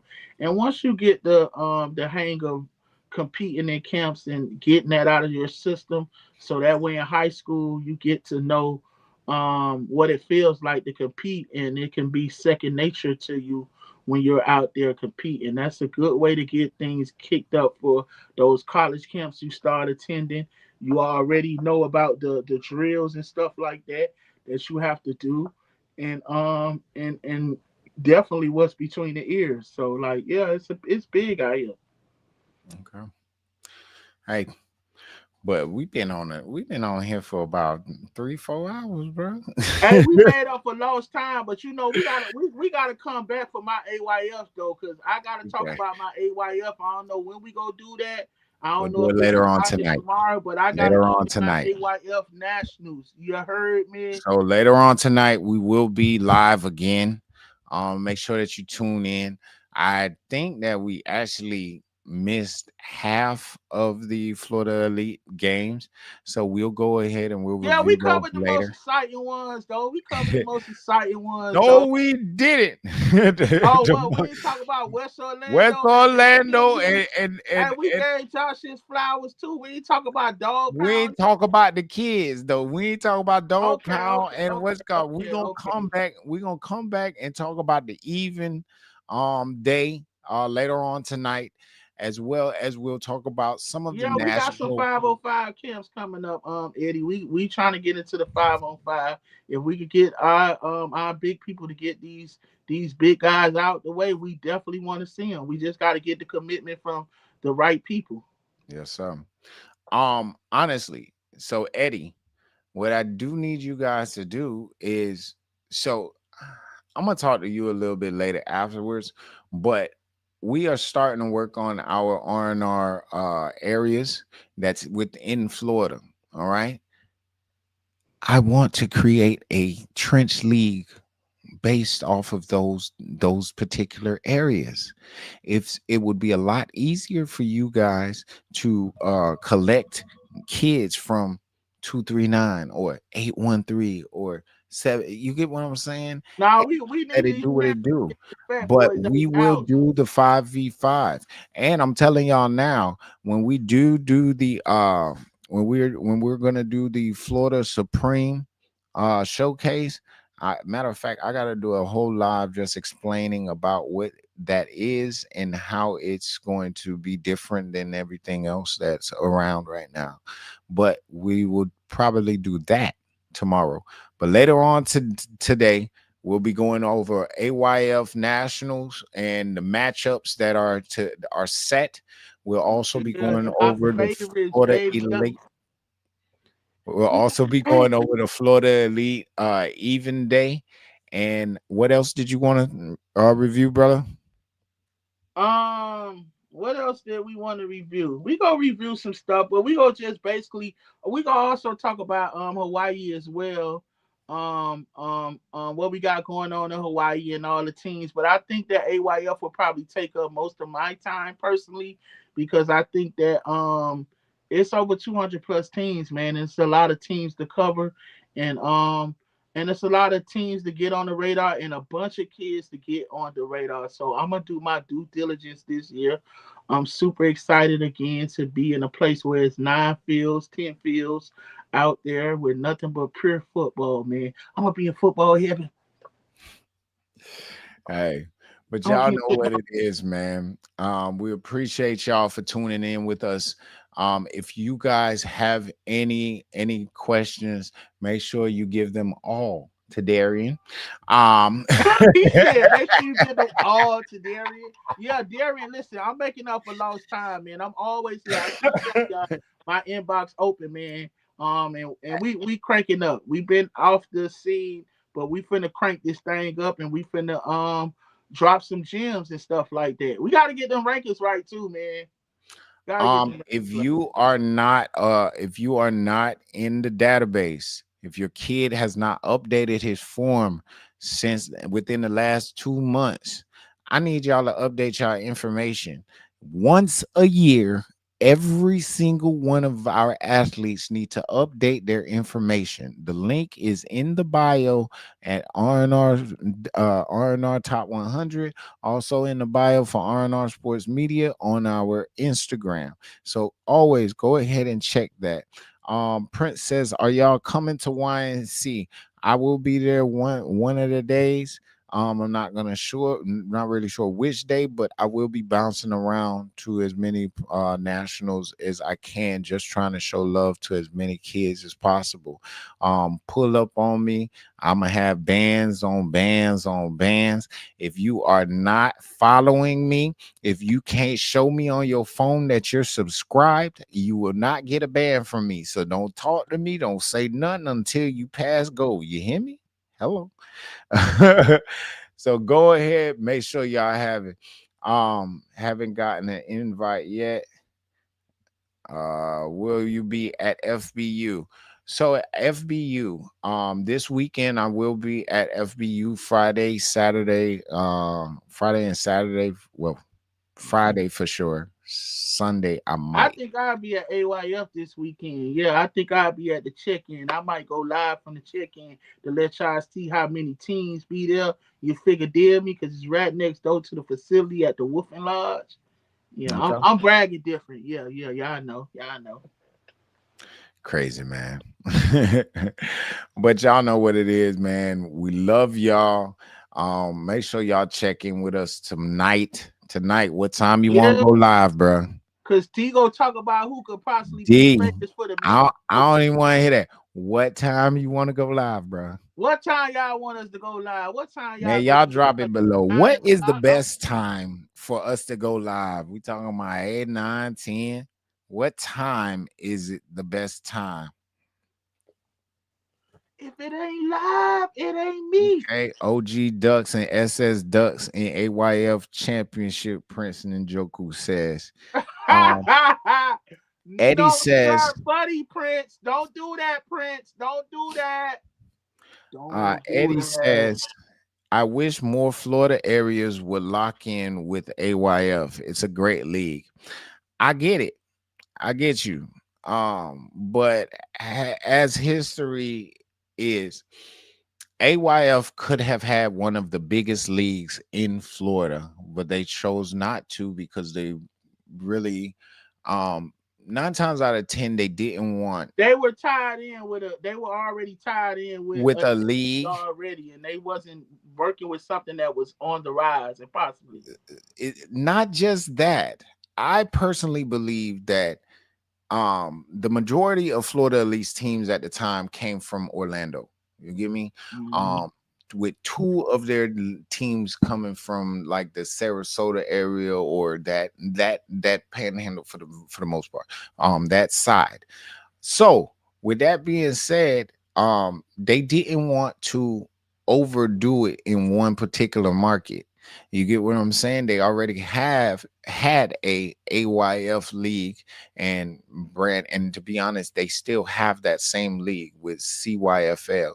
A lot of us don't really. Well, FYFL is part 1 and 2, so they getting a lot of Ravens teams in it. Well, we gonna talk about that tonight because Prince really said OG Ducks and Southside Ducks. Really, Prince? No, I watched Southside Ducks versus y'all, and no, they. PA said, Eddie says 6 p.m. We need to go at 6 p.m. PA Trenches says 8 p.m. 8 p.m. Eddie says the politics. Yes, it is politics, but again, they didn't want. It don't make sense for you to have two leagues in the exact same place when it's all of Florida. But the thing is that it was the majority of it, but the headquarters of the league or whatnot is technically like Sarasota or something like that. So, I mean, it kind of is different, too. But who knows? Hey, Prince, man. Hey, Prince, man. How they gonna make the championship and they don't really got no player that's like that? Rod could beat them by themselves. If they ain't want to tackle your quarterback, Hickson, what you think they gonna do with Rod? Yeah, he's in a monster, bro. Like, what you think they gonna do with Lil Rod? And I ain't gonna even lie though. So, that West 7 Ram defense, bro. That West 7 Ram defense like that, bro. Like for real. Like that 12U division, it's gonna be. I'm gonna talk about it tonight. I'm gonna talk about it tonight. You know what I'm saying? I'm gonna talk about it tonight.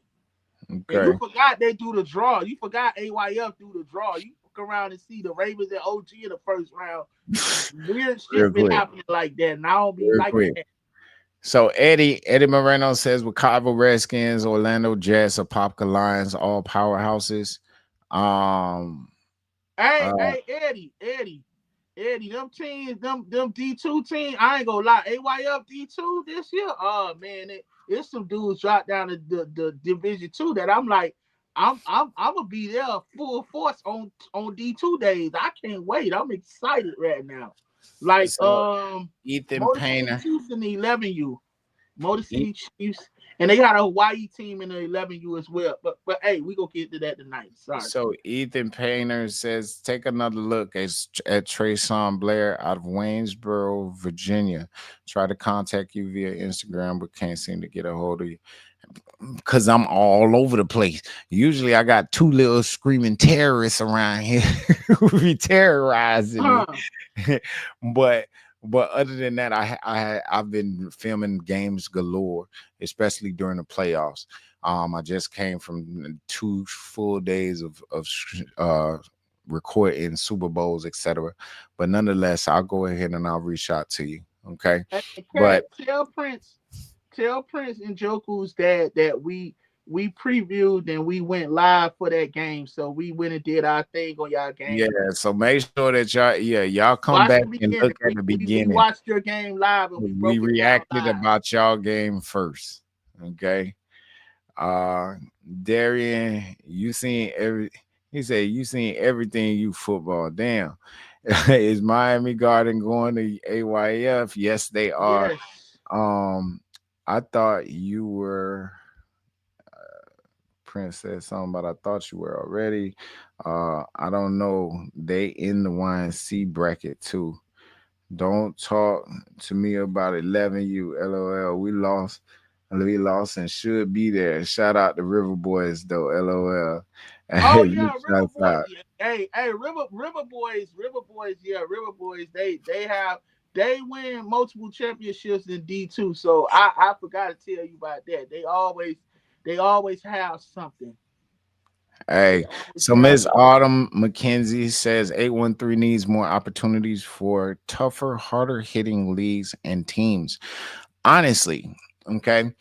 Me personally, I feel like once TBYFL kind of went under, the Tampa brand of football or the Tampa nucleus of football is kind of lost. Like the culture has kind of been lost a little bit. I feel like you guys were a little bit more competitive when y'all were more competitive when it was TBYFL, just being real, because y'all had rivalries and all of this stuff that y'all had to prepare for, and y'all was giving a lot more kids reps. Now it's not too many Chiefs, not enough Indians. Exactly, it's too many Chiefs, not enough Indians. But now it's kind of like, I don't know, like Tampa Bay Jags 10U, they were great this year. Their 9U was great this year. A couple of other leagues, PvP is always good. Brandon Bear is always good. It's usually those four. It's like 4 orgs that's usually at the top of their thing over there. But beyond that, bro, they're not. I don't see them being as competitive as they used to be. All of those teams in TBYFL, bro. Yeah, anybody. I didn't even know it was 5 leagues over there. I know. I asked West Chase to come over to AYF. They said absolutely not. Absolutely not. We're going to stay in Pop Warner and dominate the small market teams and send our kids to Jesuit. Right on, because they're definitely developing that Jesuit and they have a good formula. All right, so Miss Autumn, again, what I would like to do is each area should have a trainer or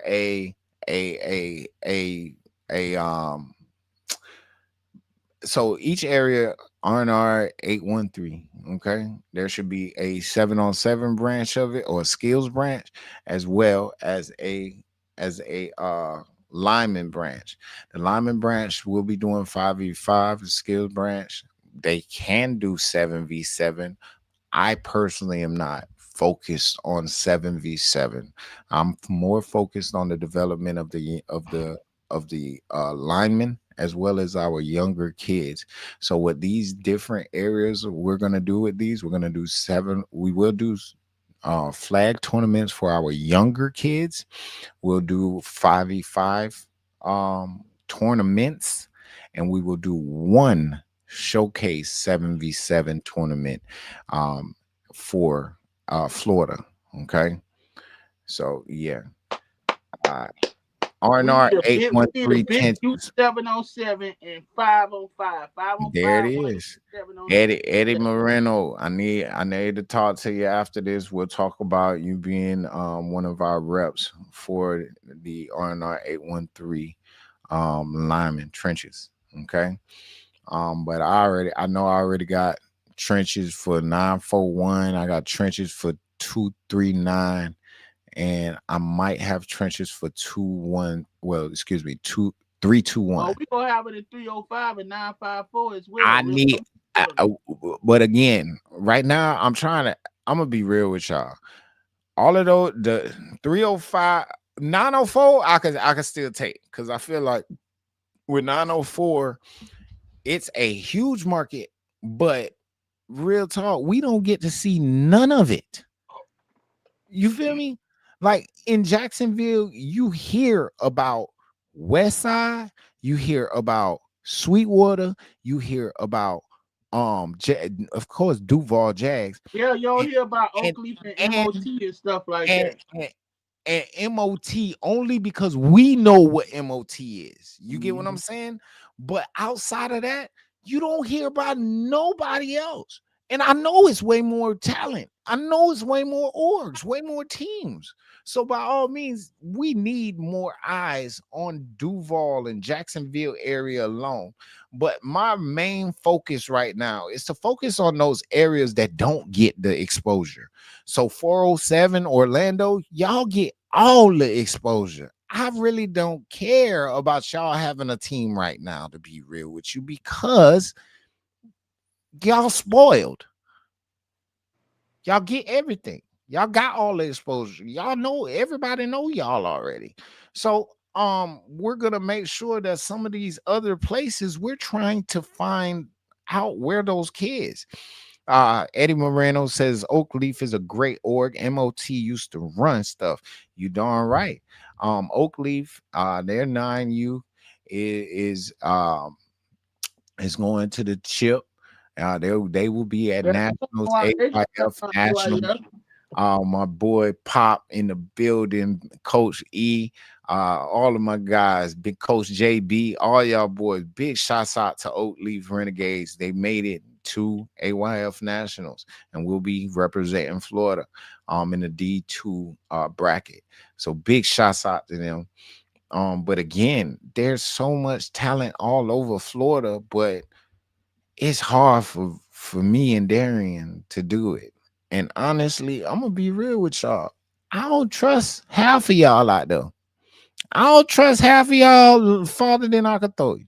I don't trust half of you. They be having an agenda. Okay, it's so many agendas, it's so many of this and that, and I really don't trust half of you. One of the main things is I'm looking for people who've been in the system, who've actually been through the program and understand what I stand for, who understand what we're trying to do for the kids, who've actually had kids who've been through the program, and now you're still here in youth football. Oh yeah, I need to talk to you because you understand what it's about. You understand that it ain't about my kid. You hear me? So by all means, I don't trust half of y'all people out there. Let me tell you. Boy, it's crazy. It's crazy. But we'll be back tonight. We'll be back. I say 9. 9 o'clock. 9 o'clock. 9 o'clock. 9 o'clock it is. 9 o'clock. We're going live. We will be live. Make sure that you guys are tuned in. We're gonna really get lit tonight, though. We really gonna get lit. We gonna get some honest opinions, and we might invite a couple of people on as well to get their input on what's going on. Probably go get my boy Keefe on here, for the OG Ducks. My boy Reggie Jones and some other guys that we know from around the country, and we gonna do it big. We making up for lost time, man. We never start working. We may ain't been seen, but we working.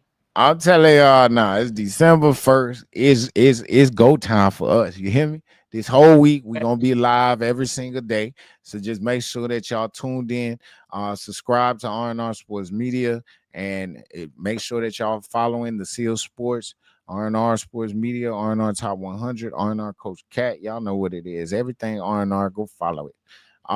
But we love y'all, man. Y'all know what it is. We will be back at 9 o'clock. So check in with us. Hello. We out of here. Yes, sir.